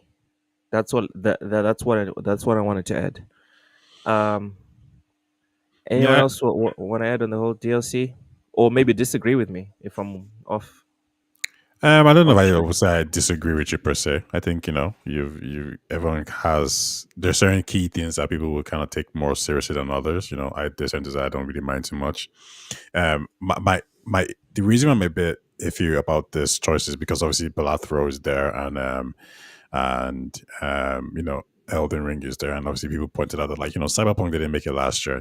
Although I think last year it was there was some good competition as well. But yeah, Cyberpunk probably should have been there. Um, I don't hate the Game Awards. Actually, I love it. I think it's actually one of the best showcases that we have for gaming. It's fun. There's a lot of good trailers. It's a really good vibe. It's a celebratory kind of time for us gamers to kind of do to kind of celebrate video games. And you have the directors are showing up. You have the actors and actresses showing up. I don't Who think get told that time is up, get the fuck off the stage. We need to get these random celebrities on stage that don't even play video games. We need to get them on stage and let them talk about whatever they want to talk about. No, Sorry, you're Keith. fine. I mean, there's certainly some critique there, but what I will say is that it's still excuse me, it's still the best gaming showcase that we have, and it's gotten better and better and better. And I think what I like about what Jeff has done is, when people were telling him, "Hey, listen, you rush people off the stage," he was receptive. He's like, "You know what? The reason why," and this actually makes sense to me because the previous year you had a lot of people staying on stage, and he was trying to rush them off. So the reason why they had this timer was because in the previous year people were kind of going on rants or taking the piss, right? So it's almost like he reacted to that, and then now he's going to react again. So I see. I'm pretty sure we're going to get a lot more developers on stage, and people are going to say their speeches. Hey, listen, is there some bias there? Yeah, there is. Kojima is this guy. Kojima had 20 minutes to say whatever the hell he wants to say, and I'm cool with that. But I almost give Jeff that you can grant that simply because he's the one who set this up. We have to remember the Game Awards is it's new, but there's always been Game Awards. The Dice Awards has been going on for ages. The Polygon Awards has been going on for ages, and the Golden Globe, I think they even do games as well. So it's not like Jeff just came out of nowhere and created Game Awards. But what he did do was he created a product that I think we all enjoy. Because he's a gamer himself, he knows what we want. He knows that, hey, listen, you guys don't really want to just watch this guys get a trophy. You don't really care about that. You don't even care about the speeches, if we're frank. Because if we did care about these guys, we would go watch the Dice Awards. The Dice Awards has none of these things. It's just awards for the developers. But Jeff said, you know what? I'm a consumer. I love E3. I'm going to take the best parts of E3. I'm going to take the best parts of an award show and put it together. And bam, you have the Game Awards. I think he has a great product. It can get better, and it will get better. But yeah, it's a great product. Now, in terms of the DLC or expansion, I'm not a fan of this. I don't know why this is even here. Um, but what I have seen is I've spoken to the people who actually don't mind this per se. And what they've said is the Elden Ring DLC and the Cyberpunk DLC are so good and they're so filled with content that they actually surpass some of the games on display. So then the question for them was this game itself or this expansion itself, it's so good that like why would I discount it as game of the year? It's still a game. I disagree with that, but I think that's just a good point to note. Um, that's it. Welcome in Pixelbit. Oshus, what are your thoughts on the Elden Ring DLC running for Game of I'm the Year? pretty indifferent. I haven't cared about those awards in a while for Xbox reasons. But like yeah, like so yeah, like I'm really indifferent, but I'm actually surprised actually. Like I think these are very safe choices that they made here. And the interesting thing is aside from that little card game, I think all those are Eastern games or Eastern made games. And so to me that's a win. That's cuz I'm really sort of like this movement of Eastern games being sort of like mainstream, but overall the choices are very safe. Look, you could have swapped out that Elden Ring DLC for like a Stellar Blade or any of the other awesome games that came out this year. I think Dragon's Dogma is what you guys were talking about. Um, yeah, but again, like I don't know, like I don't have an opinion or a highly held opinion of these awards. I've always felt that they are skewed towards, you know, very specific audiences. What I mean by that in terms of platforms, and the guy who runs the thing is a PlayStation guy. He's always been a PlayStation guy. So yeah, well, but some people will enjoy it and it'll mean something to them. But there's choices. Go support the Dice Awards instead, as you guys said. Apart from apart from Elden Ring and Balathro, is there any choice here that you think it doesn't deserve to be here?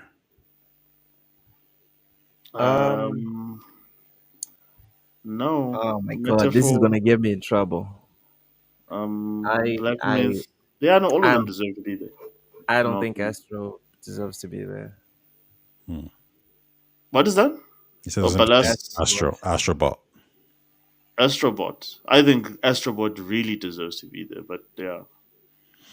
I was talking to a guy, right, and he said it's a scam or whatever, like it's paid for, and I was thinking, oh, what are we doing conspiracy again for?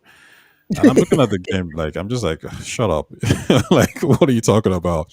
And it's funny because it's a scam, it's a conspiracy, it's all these things, yeah. And I'm like, okay, well let's talk about it. Like, does Astrobot deserve to be there? He's like, yeah, of course. I'm like, okay, cool.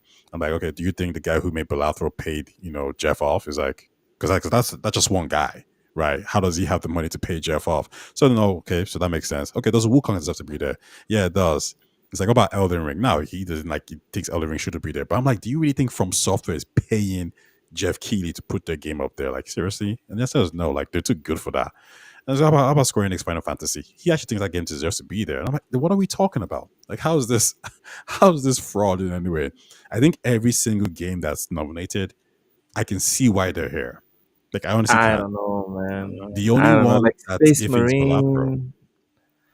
Like man, I'm sorry, man. There's so many games that got looked over for me in I'm my just personal opinion. Like I think Space I'm Marine just 2 glad should have been a nominee.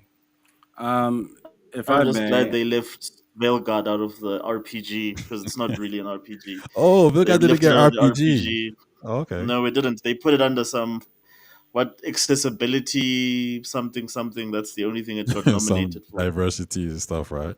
That's exactly it. It's gonna win the diversity prize. Good for them. Well Now, done. for me, it's Helldivers 2 and Space Marine 2. For me, those two should have been in the nominees for Game of the Year. It's a travesty that neither one of them is there.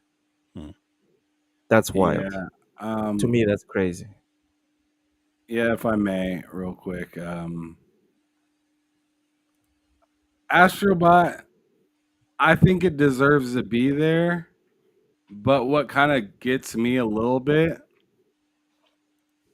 and maybe it's just like, maybe I'm overthinking it a little bit, but what kind of gets me a little bit is that it's just not like a highly attached game, right? It got rated really high by some people, right? But the Yeah. game doesn't really have, to me, the attach rate to kind of go with the reward. And the idea is mass appeal. You need Right. to have a bunch And of it people, a doesn't lot have of people. that either. So it is so I mean, from a technical standpoint, I think that game deserves to be there. From a, this is a reward for, the best game to people, and I just don't think that, I think it deserves it in a technical standpoint, but just in a actual, like, everybody knows, like, I don't think anybody knows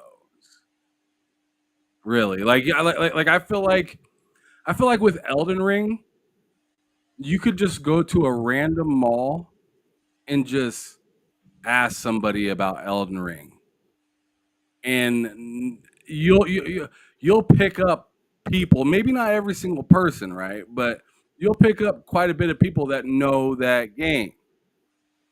I feel like if you went to a random mall and just talked about Astrobot, a lot of people would either think that you're talking about the game that came with the PS5, or they don't know what you're talking. Yes.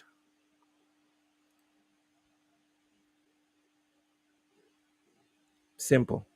Simple. And And and like I said, it's to me, it's a masterpiece in my opinion. For what it is, it's a masterpiece. You talking But Elden Ring? no, Astrobot. Oh, sorry.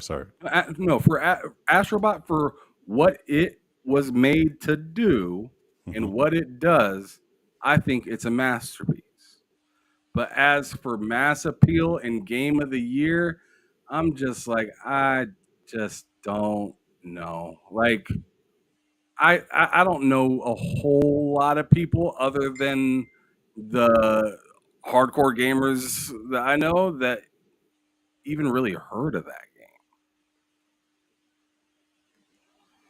Ron And Call of Slasher, Duty is a the Game household Awards name. Elden does Ring is have a it. household name. Baldur's Gate was a household name. Even It Takes Two.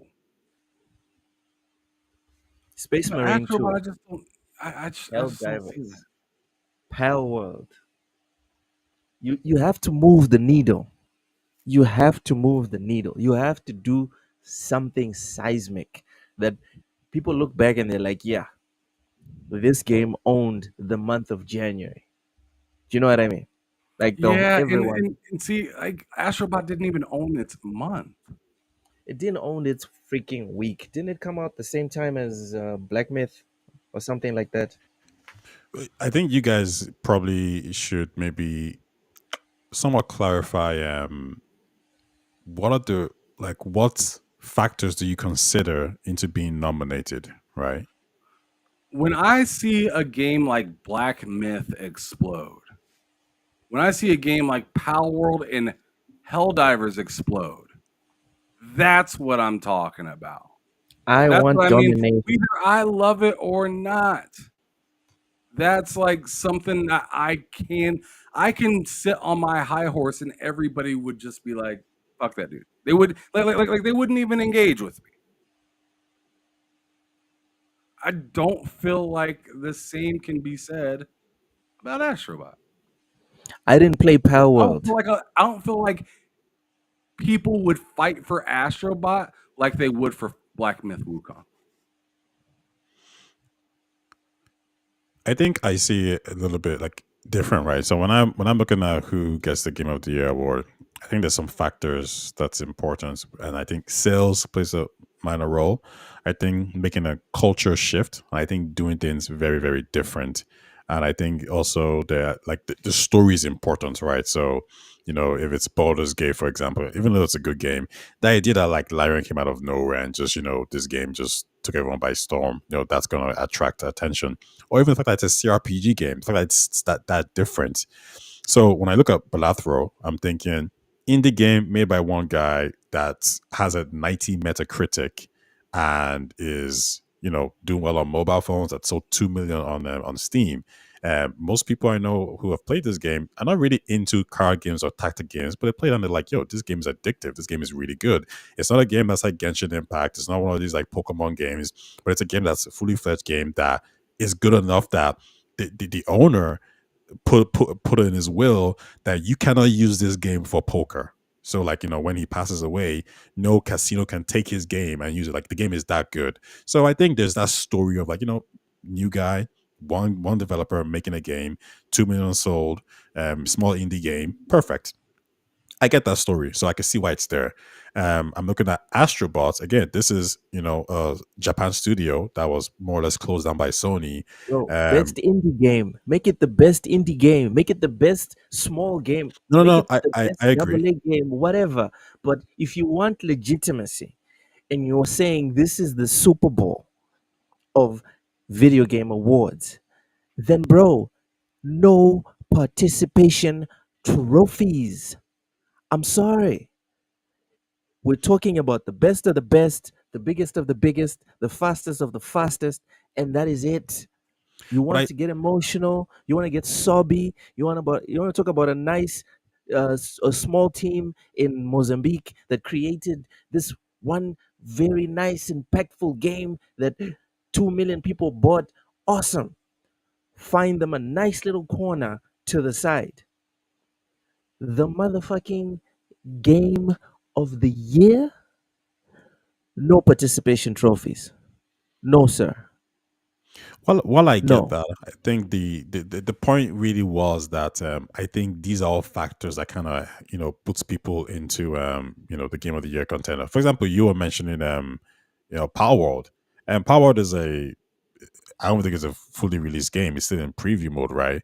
And despite it selling a lot of copies, nobody would think that game was like, it's an amazing game that needs to be Game of the Year contender. But we recognize it because it sold well. So I think we all have Why factors that is we that? Why consider. do you say that? Do you think Powered is Game of the Year contender? The way it moved and the way it retained players, I don't see why it wouldn't be. No, but see, but that's my point there. So you're using, you're using sales and you're using the way you kind of capture players as a measuring And it stick. kept them. Yeah, but using it as a measuring stick to how to its value as in the Game Awards nomination. Are you talking about the quality of the game, or just the fact that Well, like a lot of I, people I definitely mean, go the the game? game, the quality of the game is fun. That's why people stay on it. Like, But then, if the quality of the game sucked, then I feel like nobody would play it. yeah, but like, well, Fortnite is the best selling game, and so is Minecraft. But we don't consider them, right? Because we don't look at how many players you have. We just say no, the quality isn't there. Tai, Tai. What's up? First off, you need to stay objective, right? Fortnite and Minecraft do not release every single year. Pick FIFA, NBA, Madden, Call of Duty. All right. I'm even going to help you with your Okay, argument. okay, fair enough. I mean, I'm even going to same help you thing. with your argument. All But right, then, but then Mhm. I still need to cut you at the knees Go ahead. Let me because if see. you noticed, me and Ham spoke about two specific things: sales and impact.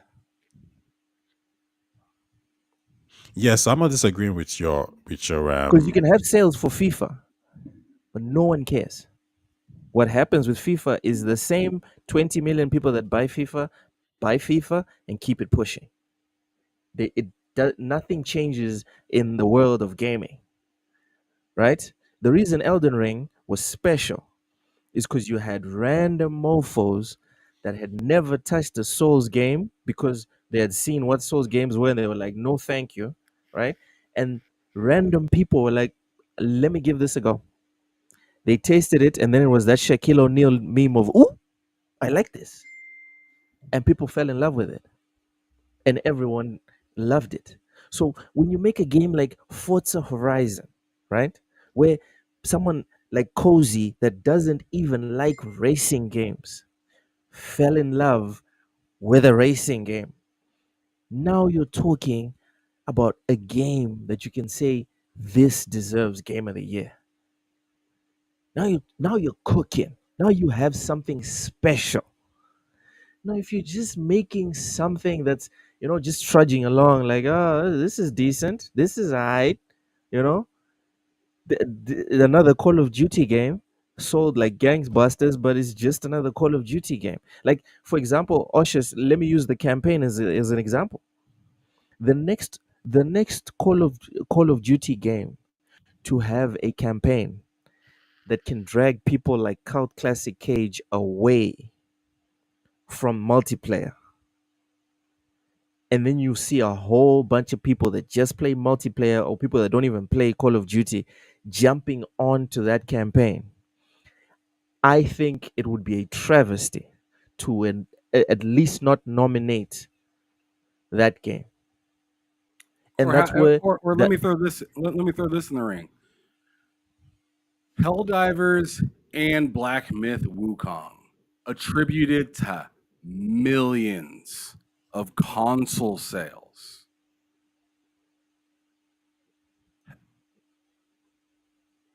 But Astrobot didn't. It didn't move the needle really in anything other than other than more people saying, "Hey, I hope this company sticks around." That was the atmosphere after they came out with this game. Is they need to keep this team. It wasn't that this is why they are the GOAT. It wasn't that this, like, do you see what I'm saying? Like, it almost seems like this game came out of the survival of showing that they're worth staying at Sony, compared to a Black Myth or a Helldivers that came out and just made everybody and their mama look over and say, are you playing that too? Like it was insane. But what is the value that that we would put on the game actually being good, right? So, for example, Alan Wake 2 didn't sell consoles, that they didn't even make their money back, right? But it they're was still still trying to make their money back. yeah. But hold on, but it was still selling. Sorry, it's still in the same category as Spider-Man 2, which sold millions. The same category as Super Mario and Wonders, that sold billions. Same category as The Legend of Zelda: Tears of the Kingdom, which sold millions. So if we're using this metric of sales and players, Alan Wake 2 should never be close to these guys at all. Yes. You're absolutely right. You're absolutely right. I was just waiting to stop. I was waiting If for him you to thought stop if to you be like, thought yeah, we're about to back exactly. down, if you thought we're about to back down, you got that one wrong, bruv. You got that one wrong. Pixel Bit hits I it on didn't the head. understand why Alan Wake 2 was there. Like I understand it's a good game I or was whatnot, confused. but like, who played it? Okay, I was confused. how about Stray and Plague? So Stray has Requiem? no Yeah. business Get being the there. fuck out of here, dude. Get Stray out. is even worse than Astrobot being there. Get Okay, out. how about like I said, Psychonauts like I 2? said, in a technical aspect, I see why Astrobot's there. In a technical aspect, there is no aspect to me where Stray belongs there. Okay, how about Metro Dread and Psychonauts 2? They were both nominated in 2021. Metroid Dread? Actually, No. Dread sold like 5 million copies, I think. So okay, Dread's yeah, fine. Dread. Dread. Psychonauts 2 though. But see, Dread's not my type of game either, though. Psychonauts 2. Psychonauts 2 is my type of game, yeah, but it didn't win. Yeah, but no, but would you put it there? Because sales Would I wise, put it they there? didn't do nothing. Depending on all the Nah. games that came out that year, time out, look. Depending on all the games that came out that year, and seeing that year was sparse, if I could have, I would have took and put Forza in there and took something else out of there, 100%. And I think Forza should have won it over a Psychonauts, Yeah. for Forza Horizon was sure. amazing. But also keep in mind, the best games that were out in 2021 was extremely sparse. Extremely sparse. So just to get the amount of games that they did on there made more sense than this. So what's So offensive I think about it this? depends on the What's year as offensive well and about what this games year came out. is that we've To me, got so many choices. We have yeah, so many exactly. To me, better there's games. so many choices this time around that it's just like I don't know what like to me, like I said, I think this is a technical masterpiece, but like in comparison to how much people were raving about all these different other games and actually sticking to them and playing them, like I just don't know. I know. Astrobot's not supposed to be there. Balatro not supposed to be there. And Elden Ring DLC definitely is not supposed to be there. And Pixelbit hit it on the head here, right? He said games are supposed to be awarded for being played. So just on that note specifically, Space Marine 2 and Helldivers 2 and not Pokemon and Oh, Pal World. Those three, just on that point, that I 100% say amen to those three choices. Those three need to be there. Well, And you, I'll add one thing to Pixel saying. He said to be played or whatnot, right? But yeah, also to be innovative, because I don't want the same game like a Madden or a Call FIFA of or a Duty. Call of Duty taking it just because they have the most players. I want Yes, I want it to be like, okay. I mean, like I described with Dragon's Dogma, even though you don't like the game, no load screens, no load screens in a game that massive. Like to me, that's innovation. Black Myth Wukong, I didn't like it. Or like facts, I Pixel. can't say that I didn't like it, but I didn't want to play it day one. But I can see why everybody Was losing why everybody their wanted it. minds. I really enjoy Astrobot a lot. But I look around and I see why a lot of people don't want to play that game. But it wins Game of the Year? Like, hold on a second. You know what I'm saying? I think the focus, like I think you're right. Yeah, sales, innovation. I think there's an element of cultural impact. I don't mean that in a very like Speaking of last word, impact, right? Tai, sorry, Mm-hmm. sorry for Go ahead. interrupting, but speaking of impact, Ron Slasher coming in with that heat as usual says if we're going by impact, then Concord is game of the year because it Oh my- doesn't exist, but we're still talking about it. Ladies and gentlemen, a round of applause for this absolute menace. Thank you. Thank you, sir. Thank you. Tai, go ahead, finish So your I point. had a stat that I had a while ago. Astrobot in the same time frame has sold more than Ratchet and Clank Rift Apart, Returnal, and Demon Souls. Also, yeah, sorry, and Demon Souls, right? And I think some of those games, some of those games made Game of the Year. Like I think Ratchet and Clank was nominated. I think most people would agree Demon Souls could have been nominated at some point as well. No, Uh, no, no, no. you see, I think you're Dude, focused much on sales. Returnal, Returnal did nothing. Returnal did nothing. People are still trying to push it. Demon Souls was a remake. What are we doing? What are we doing? No. Do you know? Okay, so I get where we. I don't like. I get what you guys are saying. With your with the categories of how you judge them. I don't think anyone's necessarily incorrect. Like the salt mine says impact or sale plus impact. Plus I get sale. that. I think the as much as I think I'm all about as well impact and sell.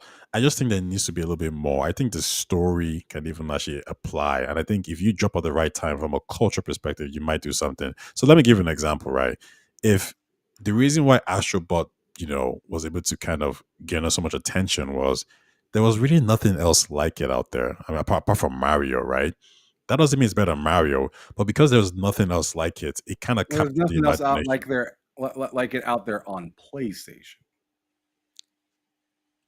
Yeah, but even with Nintendo, I think Mario came out like what 2 years ago, also, right? So I think it's just different and it's new. Plus, there's nothing like it on the next gen consoles. Yeah, you can find it on a old gen console like Nintendo that came out 10 years ago, but the next gen console I think is a little bit different. So even like with Black Myth Wukong, from a gameplay perspective and everything, I don't think it did anything crazy. But the fact that it was different, it was culturally different, it was giving you something new. That I could see why people were like, yeah, you know what, let's nominate It was it. a boss fight simulator. Yeah, exactly. Which is not a new thing to do. But even think about like, let's look at Black Panther. Like, yeah, it's a good movie, but we can't deny that there was a culture part of it being different that made Yes, us like it more. yes. That's why people liked it more and want to watch it 3 or 4 times. Yes, Hands down, hands yes, down. yeah, If that it's was a more. white character, it would have sold half, because the story is generic. I'm sorry, it just is. Mhm. There's nothing special about that story. It's black people and it's set in Africa. That's all Black Panther is, which is fine, but we have to acknowledge it. Yeah, so I guess my point there would be that, like, I think at some point we do understand that the environments that you drop in does matter, right? I think Stellar Blade, for example, got a lot of hype because there was this idea of like, And hey, hate, and and hate. and hates because, oh, well, we're trying to cancel and censor all these kind of games. So when a game like Stellar Blade comes out and says no, screw you, it doesn't matter if it's good or not, the fact that it's different, it makes us want to play it more, it makes us want to support it more, and it makes us want to even give it an award. So Kojima is a example that's trending. Yeah, impact wise, what did it do? Did it really change the way people play games? Did it have the same No, impact as Baldur's Gate? It didn't do anything that different. However, the fact that it was different, made us say, you know what, good game or bad game, it's different. Let's nominate it as well. So I think there's more to consider here. And when I look at this list of games, I can see why every game has made its way onto it, in some way, shape, or form. I think um the games you mentioned, Log, that you felt should have been there. What was it again? Helldivers 2. Yeah, Space Marine 2, Space Marine 2 Space and Hell. Marine 2, Power World as well. Tell me why those don't deserve the positions of Balatro, of Astro, and Elden Ring DLC. Okay, Elden Ring DLC probably sold more than all of those games. It probably also had more impact than all of those games, but still it's DLC. But let's eliminate Elden Ring because of the fact that it's DLC. We all know it's a Mhm. cultural touchstone in gaming. It's gigantic. It's we're all scared. Fine, fine, fine. But it loses because it's a DLC. But tell me why Astrobot and Balatro are more worthy than Space Marine 2, Power World, and Helldivers 2. All three of these games by themselves sold more than those games, Mhm. had gigantic impact, and polished to the high heaven. Or maybe not Power World, Mhm. but the other two are polished to the high heaven. So what's the issue? Why is Power World and Balatro better? I'll say the reason why I think Space Marine could have made it there out of all the games you mentioned because of, it's kind of going back. Remember, I told you the environment is important. Space Marine can make sense because it's kind of taking you back to that Xbox 360 days, right? That shooter kind of mentality. So I can see why people might be like, yo, let's prop up this game because, it's giving me back good vibes.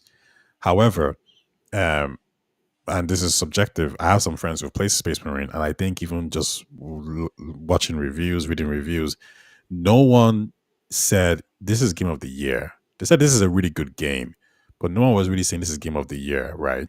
And with Helldivers 2, people said the exact same thing. This is a really good game. It's a fun game to play with your friends, but nobody said game of the year.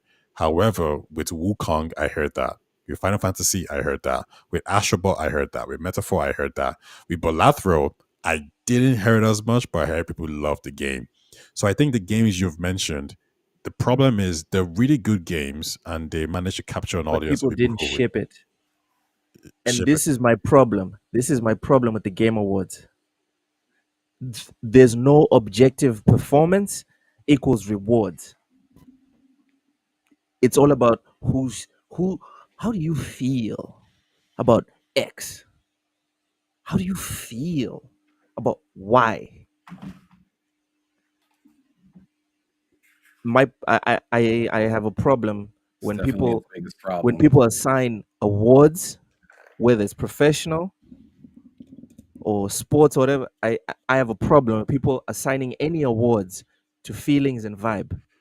I hate that because awards should be specific, they should be performance based, and just because you ship a game, just because people vibe for a game and it doesn't perform, now it deserves to win.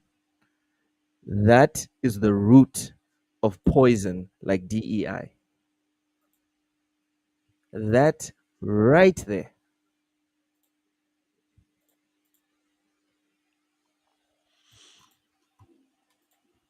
Asha, you got something to say?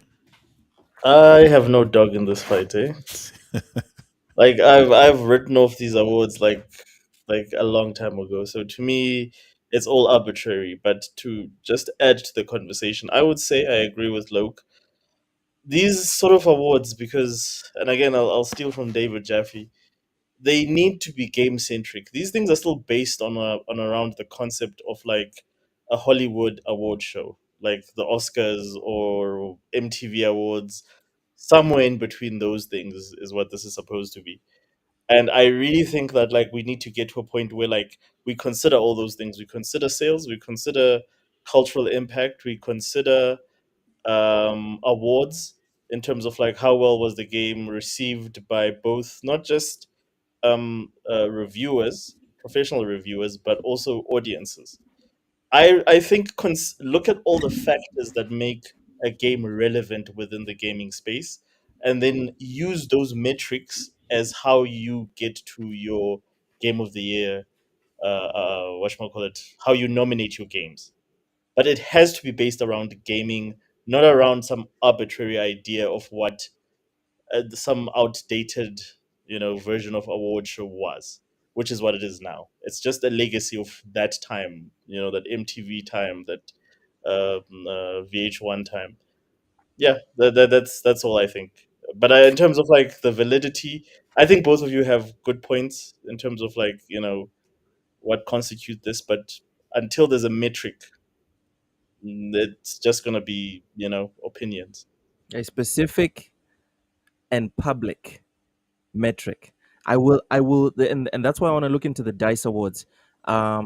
My buddy from Australia, I'm forgetting his name. God damn, he's gonna punch me for this, but I'm forgetting his name. David from Australia was like the DICE awards are actually an award show that quantifies how people get the awards. So it's specific, it's transparent, and the winner, you know why they won. So now I just need to read up on how they quantify winners, and if it makes sense to me, that's who I'm going with for the Game Awards moving forward. I think from what I remember, Dice Awards is the developers are the ones who are primarily picking the winners. So it's not really journalists. I think it's actually just other developers. So they might go to someone in maybe EA or someone in Capcom and say, which game do you think should get the Game of the Year award? And I think that's how it works. I don't think that there's no real perfect metric, and I think probably the one that's the best is the most transparent one. Um, I, I guess the only defense I have for the Game Awards is all the nominees, or at least all the winners of the awards, have been more or less in line with what gamers think overall. So I can't really fault them too much from a controversial point of view. Nah, you lost me. They lost me with Hogwarts Legacy, but now we're running in Forza should circles. have Yeah, won. yeah. We're When running Forza in was the circles. best game, like they Right? always screw Xbox for stupid things, and What the should have whole won? arbitrary argument Forza. was it's a racing game, and I'm Oh like, what? yeah, yeah, yeah. Forza should have won. Like You're Jeff right. is full of shit, man. Like I have no respect for that guy's platform. Um, like I don't honestly, I don't know if he's the one who chose, so I can't say Jeff is full of shit. no, but I he will makes just the rules. Like I mean, he's very much the guy who determines what rules. But do we Forza has know always been this? discriminated on the basis that Even if he makes the rules, even if he makes the rules, we don't know that he chooses who wins. Because you can make the rules, but then a panel still needs to come convene and make a decision. And what I'm saying is, I've lost respect for the institution of the Game Awards because the entire structure of the Game Awards looked at the colossal success that was Hogwarts Legacy and said no. not just for Game of the Year, for any award. And anyone that's willing to say it wasn't political can continue to huff paint, because clearly that's what they're doing.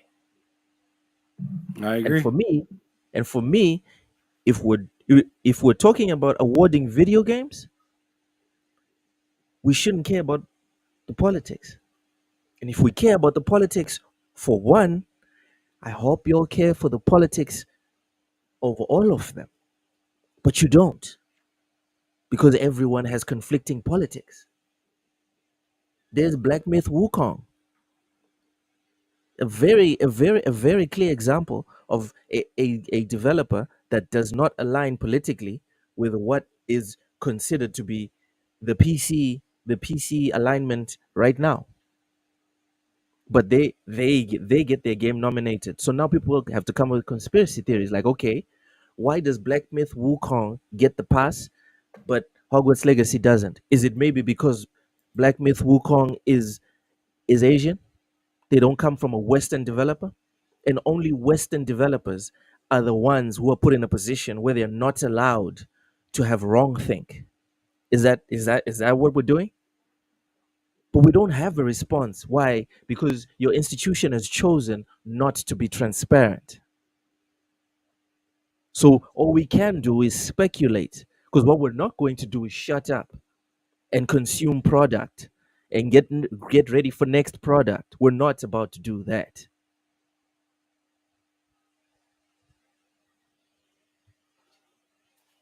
That's all I want to say on that. If you were Jeff Well, and you were, you know, and people were like, "Yo, Hogwarts Legacy," like your people told you, like, "Yo, listen, you could put Hogwarts Legacy on the list, but we're gonna get backlash. Sponsors are gonna run away. We're gonna go broke. Like this thing we're starting up here might just crash. You know, if we do this, this game ain't worth it, man. Let's just skip it, you know, and let's just survive. You know, let's just live another day." integrity. Mm, Integrity has more value than any amount of money you can come up with. okay, You know why?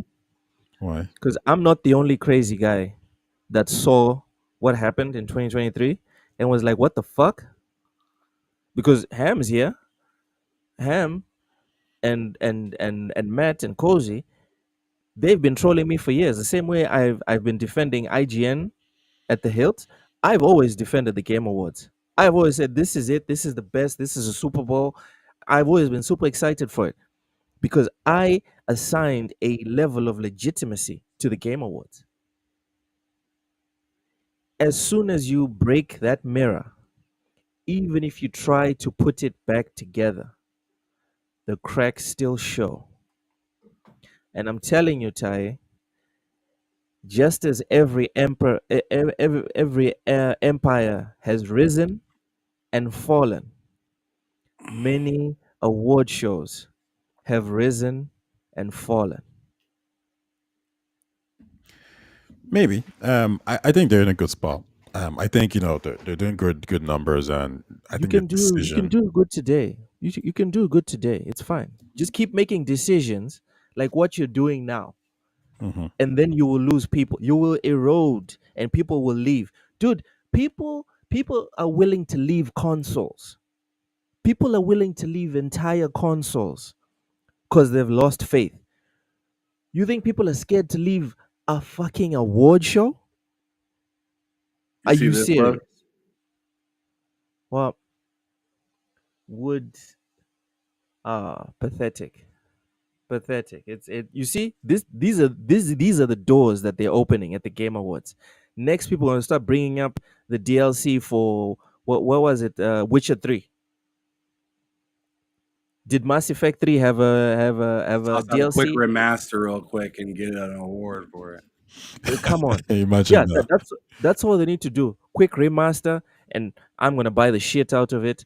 A lot of people are gonna buy the shit out of it because a lot of people love Cyberpunk. Next thing you know, Phantom Liberty is a nominee in 2025. That's some bullshit. That's some bull.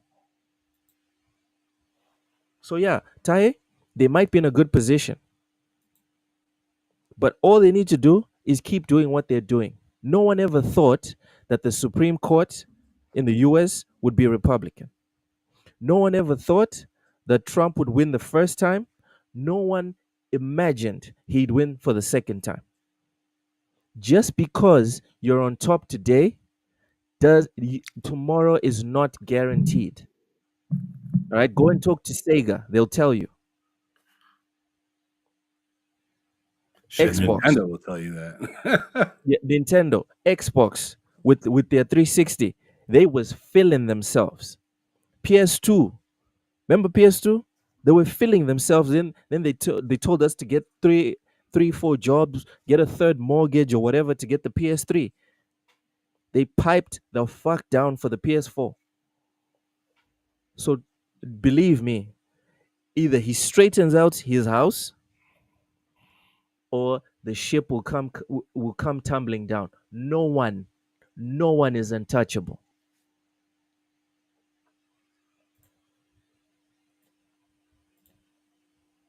Get me all emotional about fucking Game Awards. uh Ron Slasher, this is a good one. TSWS needs a Game Awards podcast. You know what? Let's talk about that. We're going to talk about that sometime during this week and figure it out. I'm even more excited about that than doing the Game Awards. Fellas, anyone else have anything to add on this whole Game Awards kerfuffle? I'm sorry, what? Anyone have anything else to add All on good. the Game Awards situation with No, DLCs, man, I'm nominees, done. etc.? Call of Duty was nominated for Best Audio Design, Best Multiplayer Game, Best Action Game, and Innovation and Accessibility. So they got 4 awards. 4 nominations. Long as it's not Game of the Year. I mean, I love that campaign, but again, didn't move the needle for other people, for the majority of gamers. Here's something interesting that I can throw on that has nothing to do with this. All right, go ahead. Just to kind of help move things along because I'm about ready. I gotta get going here soon. But There's a video I want us to watch. That go Nicola, back to the other scene real quick. to the other scene. There we go.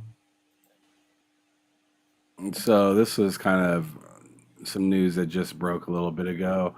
Jez Corden recently saw alpha footage of Fable, and this is the stuff that they had to say that he had to say about it. True or not, whatever, but it's just interesting. So CD Projekt Red DNA, similar Witcher 3 mechanics implemented like usage of different swords and magic, mature tone from enemy type to narrative, very polished for alpha for an alpha build. Heard there will be options for multiple main protagonists. I think the multiple protagonist one is good. If you go down like the shepherd route, have a default character and just allow people to amend it, I think that's a pretty good choice.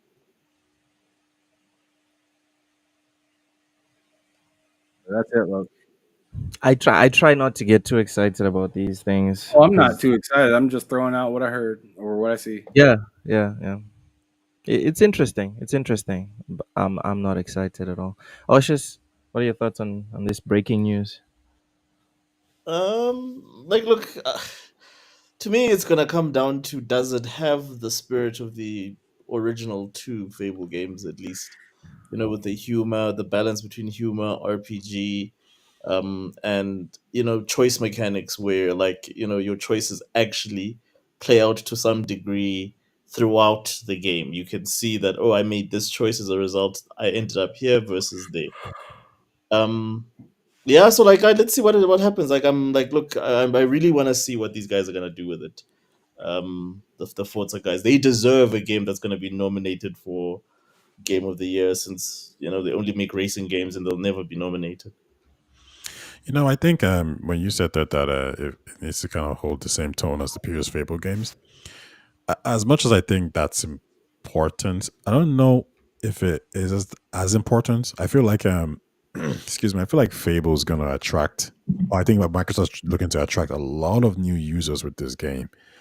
Um, like for example, I didn't play the previous Fable games, but I'm interested in this game. So I don't know if they necessarily need to kind of follow the Fable template. I think it would be nice if they did. It'd be cool if they did, but I don't know if it's actually necessarily needed for it to succeed, I should say. I agree.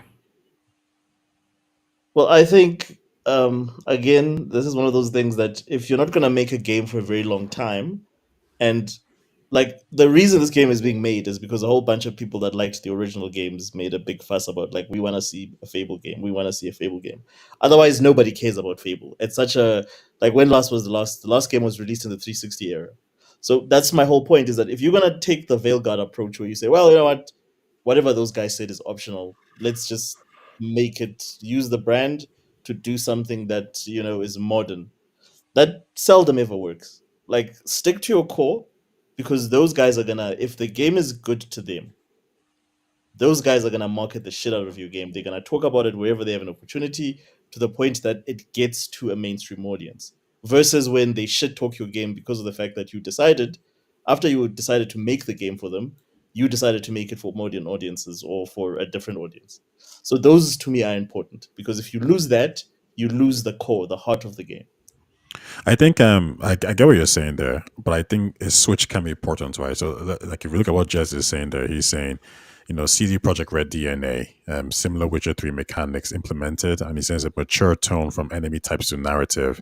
If the previous Fable games were more fun, happy, jokey, and if they weren't Witcher like, I would actually argue that maybe a direct sequel to Fable could do well.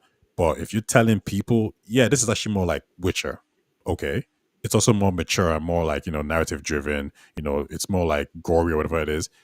I think that's enough for people to say, okay, I mean, Fable is cool, but like this is probably going to be really good as well. But I think the issue you had with maybe Dragon yeah, Age is that like for example, if Dragon Age Veilguard was actually Baldur's Gate 3, they changed the gameplay, they changed how the game works. People will still be like, yeah, this is a dope ass game.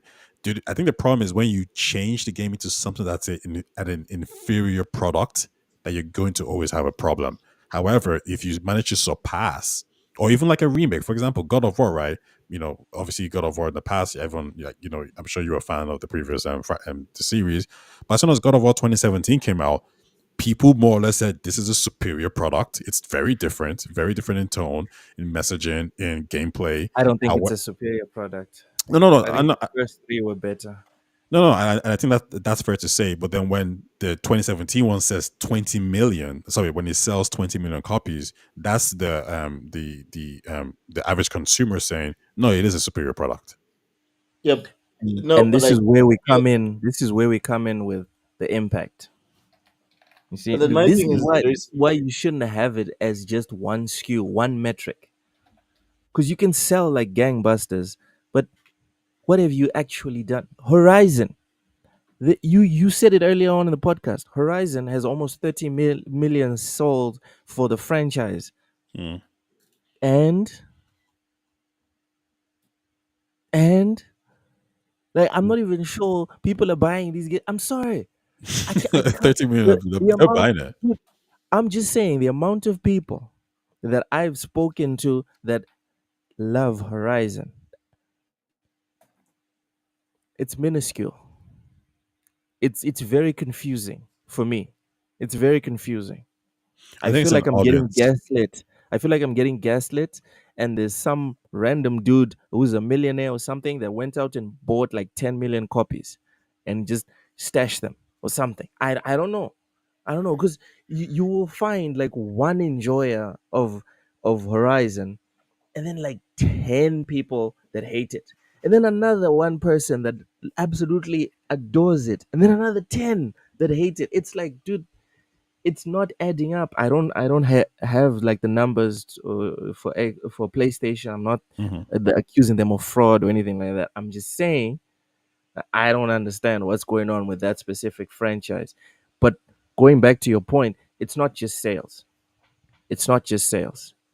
Otherwise, Call of Duty and all these other games, like Ham said, would be in the running for Game of the Year for a lot of people. But it's not just sales.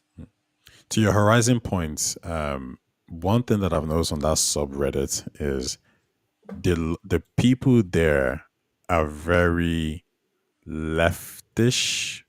A lot of women are posting there.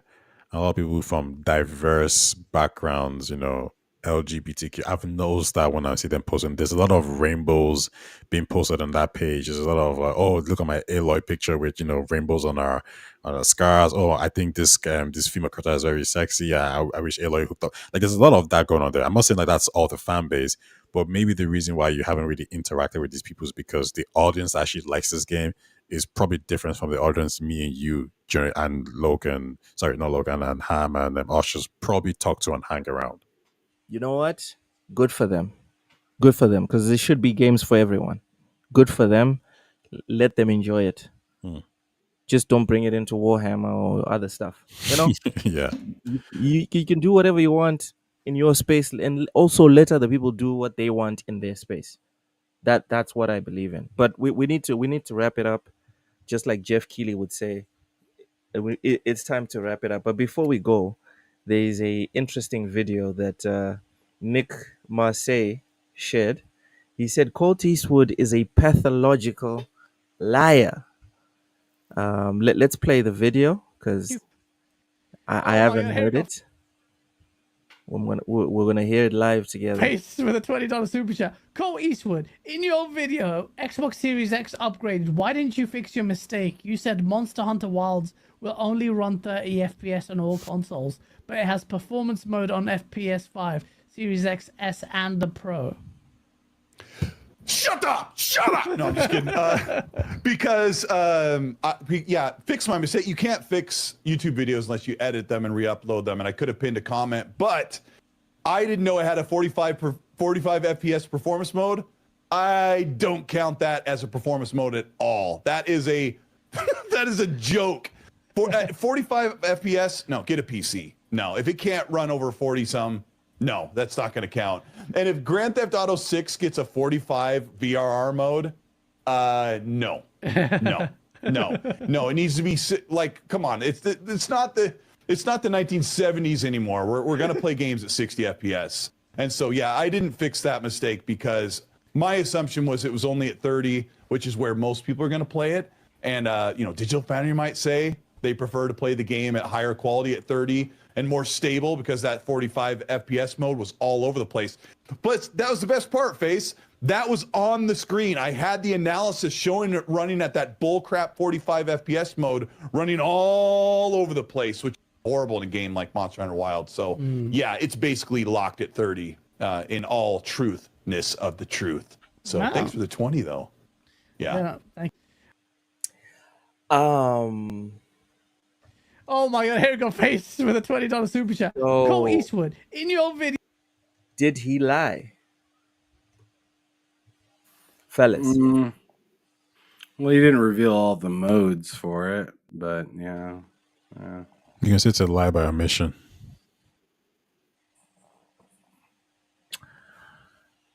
I wouldn't say he told the truth. Yeah, I think that's the problem. Yeah, but at the same time, I don't know. I don't think he lied. I think he made a I don't mistake. think it's a big deal. And then when he got called out, he copped to it. He didn't say, "Oh no, I didn't say that," because that's what a liar would do. He copped to the mistake. He said, "Yeah, that was a mistake, and editing videos is tough, and people already like it. The video is already in the algorithm. People are liking, commenting, sharing, etc., etc." He didn't want to mess with the momentum, so it was like whatever. So I don't think he lied. I think he made a mistake, and then he admitted to it. So that's not a lie. I kind of agree with him though on the whole 40 FPS thing. It's not like really a performance mode. Yeah. It gives you a little bit more, but it still kind of feels like like a pro version of 30 FPS, really. Can it be the difference between you dropping from, below 30 frames and staying within that range? No, because it stays at 30. it stays at 30. There's Yeah, no yeah. If difference. it's locked at 30, it just stays at 30. Yeah, most games are If the locked game if these the days. game locks at 30 and then there's an option for 40 45 that fluctuating all over the place that sometimes goes below 30, then it's better to play on the 30. So do you Lock. really have the 40 or 45? Do you really have it? Not really. No. Yeah, No. yeah. I mean, just like Jedi Survivor last year, like the 60 FPS was so broken. I just played on 30. No, but what I mean is like if you're playing at 30 and like the game's dipping for whatever reason, if you put it to 45, it's dipping, but it's not dipping below 30. Like, But no, what's the but question? no, the games, like, especially with the what is it, the current AMD architecture. If it's locked at 30 on console, unless it's like the Series S, where there's some instances I've seen of that, but if it's locked at 30, it's locked at 30. It Okay. typically, like in all the tests I've seen, or a Switch, for instance, Switch goes bit below 30. But most games this generation, if it's locked at 30, it's locked Yeah, at 30. Ty, your beloved Switch goes below Um, 30. so the only problem, like for instance, to just give you an illustration how problematic that is, if you look at, like, for instance, now with Starfield, the performance is supposed to be 60 frames, but it's like it's not locked at 60. So it does that whole thing where, like, it's not going to be stable in performance, and that's exactly the problem with 45 FPS, is because it fluctuates. They don't lock it at 45. It fluctuates, and as a result, the game is just choppy to play, just like Starfield currently. Okay. That 60 frames that they touting there isn't. It doesn't feel like 60 frames to me, especially in dense areas. It just chops so much. Okay. So in this case, Capcom has Monster Hunter locked at 30, right? Yeah. Yeah. But they also have a performance mode for 45. Yeah. Are people If likely to play the 45 performance mode for any reason? no, because it doesn't stay at 45. Okay. So just like what we saw with the stats, or not the stats, but the documents leaked from the whole Activision acquisition, players want stable frames. They Okay. want high frames, but only if they're stable. If you give them 60, but it dips, then it goes to 90, then it comes down, then it goes. Yeah. Most players will just pick the one that maintains like the reliable Consistency. frame rate.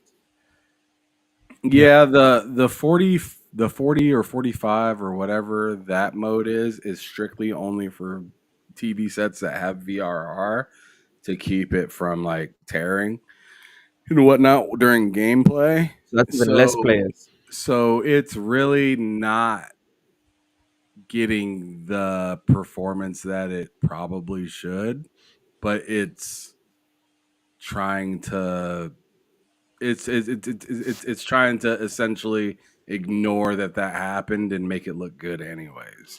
So it's not like authentic compared to just turning on 30 and just getting a flat 30. Okay. So basically, he's basically saying that, yeah, there's this mode that isn't really going to do much for you. And for the people who might even use it, it's very a minute number because you need a specific TV, etc., etc., etc. So it's not really like a Right. big deal for me to even HDMI stay there. 2.1. Okay, fair enough. All right. Thanks for that. Yeah. Anyways, so that's our show, people. Thank you to everyone that came through. Really appreciate the member chats, the super chats, and all the engaging conversations from everyone. Thank you so much for coming through. Oshus, plug your stuff before we hop off. X and on YouTube, Oz the Wiz or Oshus07. And yeah, thanks guys for having me on. Have you Always. grifted any more videos, Oshus? No man, like I'm so busy at work, dude. I don't have the time, and I still need to replace my sound equipment. Um, All right. Hey, but how much was your what's it your gaming handheld? What's it called? GeForce. Rogue Ally, ROG. How much was that in rand? How much did you pay for that? 16,999. 17,000 rand. Yeah, it was more than. Yeah, it was almost close to a PS Pro this side. Yeah, but you still get more value for your money. Not trying Yeah, to make this into a absolutely. competition. Not trying to make this into a competition. Well, yeah, it's portable, so yeah. Yeah, It's definitely. portable. Plus, you get PC games, which is Yeah. way better than PlayStation games because you get all the marketplaces and you get treated, very nice in terms of your options. And it's So dirt cheap now. It's discounted. It's like 10 grand now. You can get it for as low as 10 grand. ten For thousand, I yeah, and brand 7 new. and 8,000. Yeah, at Incredible Connection, and 8,000 for the base model, the lesser spec one. So the 10,000 is like the Yeah, the top the extreme model. range. Yep. Any chance they're Um, reducing prices in anticipation for the Switch too? I have no idea. Eh? I'm Maybe. sure they're thinking about that, but I mean, we still gotta wait for this Switch to even be that's announced. actually very Hmm. that's very affordable. It's just 35,000 mets. Washes. Yeah, I don't know. It's very, very good. If I had known what I know now, I would have actually waited instead of being an Would you early would you adopter. would you be willing to buy one for me if I sent you the cash? Yeah, sure. All right. All Let's right. go. AEC Vic, good to see you too, brother. I am back. I am back like Elvis Presley up in this piece. Um all right, Ushers, appreciate that information. Ty, plug. You guys can find me on Taye Talks, TAYETALKS on YouTube and X. That's it? You're not gonna plug your Blue Sky account? I don't have Blue Sky. I don't know what that is. I mean, I've heard of it, but I think just one of those things where people sign up and I don't know if it really pops off or not. So I I'll think stick it's with just Twitter. like threads. I think it's just like threads. People are mad, people are emotional, and then as soon as they get over their feelings, probably around January, February, when the whole They'll be when he back. gets when he swears on the Bible, and then life moves on, and then nothing actually happens exactly like happened in 2016, right? Hmm. People will just come back, and then it'll be like whatever.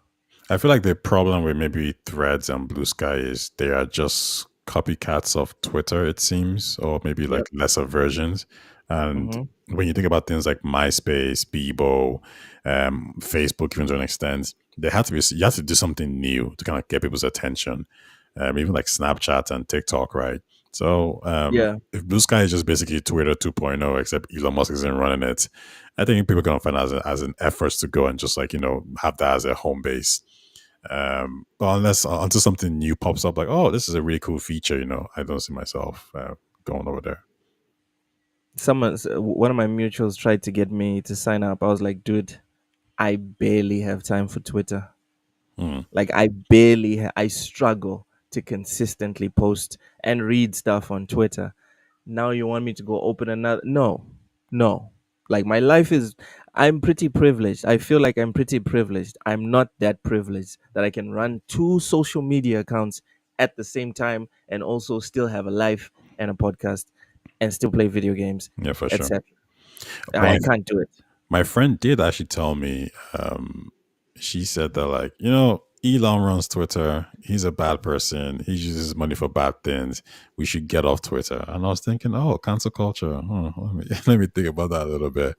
I Yeah. don't. I'm not that deep into Elon. I don't hate Elon or whatever. So I'm not too offended. Like if my money is going into helping Trump stay in power, yeah, whatever. Like that is my president. Um, To the people that hate Elon Musk on the left, I usually ask, I thought y'all loved African Americans. Anyways, Ham, A lot of fun. plug if you have anything to plug. I actually don't really. I mean, I'm just kind of cool, and I'll probably have something to plug on Wednesday. Wednesday when we have our show then. But as for right now, I'm just kind of chilling. You're supposed to be doing your thing tomorrow, whether you do or Hell not. yeah. Hell yeah. So I am back. I'm so I'm back just like Michael chilling. Jordan Oh my for the second goodness! time. Yeah, yeah. As long as it's not That's the how back third. I am. No, the third time that was bad. Like he should have just stayed away. That was bad. But you know what? The man needed to own an NBA team, so you have to dance with the devil at some point. Anyway, finish off with your outro. Oh no, that's it, bro. All right. Yeah. Again, thank you to everyone for coming through. We really do appreciate you guys watching and listening. If you're on Twitter, um, Mondays we do this podcast called Everything Plus Gaming, where we discuss, as you've heard, um, everything really.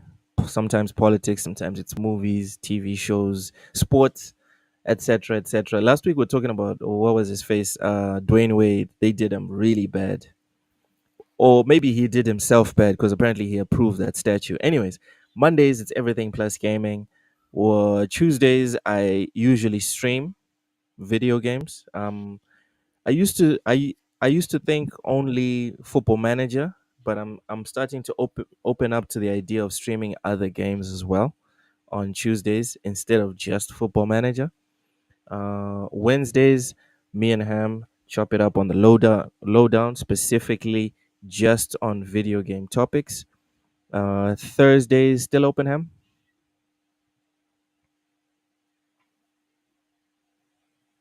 I don't think Ham is with us. Thursdays for now open. Fridays we do everything. No, it's bullshitting. Where me, Ham, Cozy, Mad Likes Games, Mental 9R, and a guest or two chop it up about video games, life, etc. It's really the highlight of our week, and I've missed it for 2 weeks now. I can't wait now that my internet's sorted. I can't wait to hang out with the gang again. So yeah, Saturdays, Kalela does stream the Halo Infinite ranked, sometimes on and off, but make sure to like and ring that bell if you want to get notifications on whether or not she streams on this coming Saturday. She's pretty good. She's pretty good. It's worth a watch. And that's pretty much it. So make sure to like and subscribe. We're on almost every single day of the week, and except for Sunday and Thursday for now. Thank you guys so much for watching, and we'll see you tomorrow for my stream of Football Manager in Slovakia.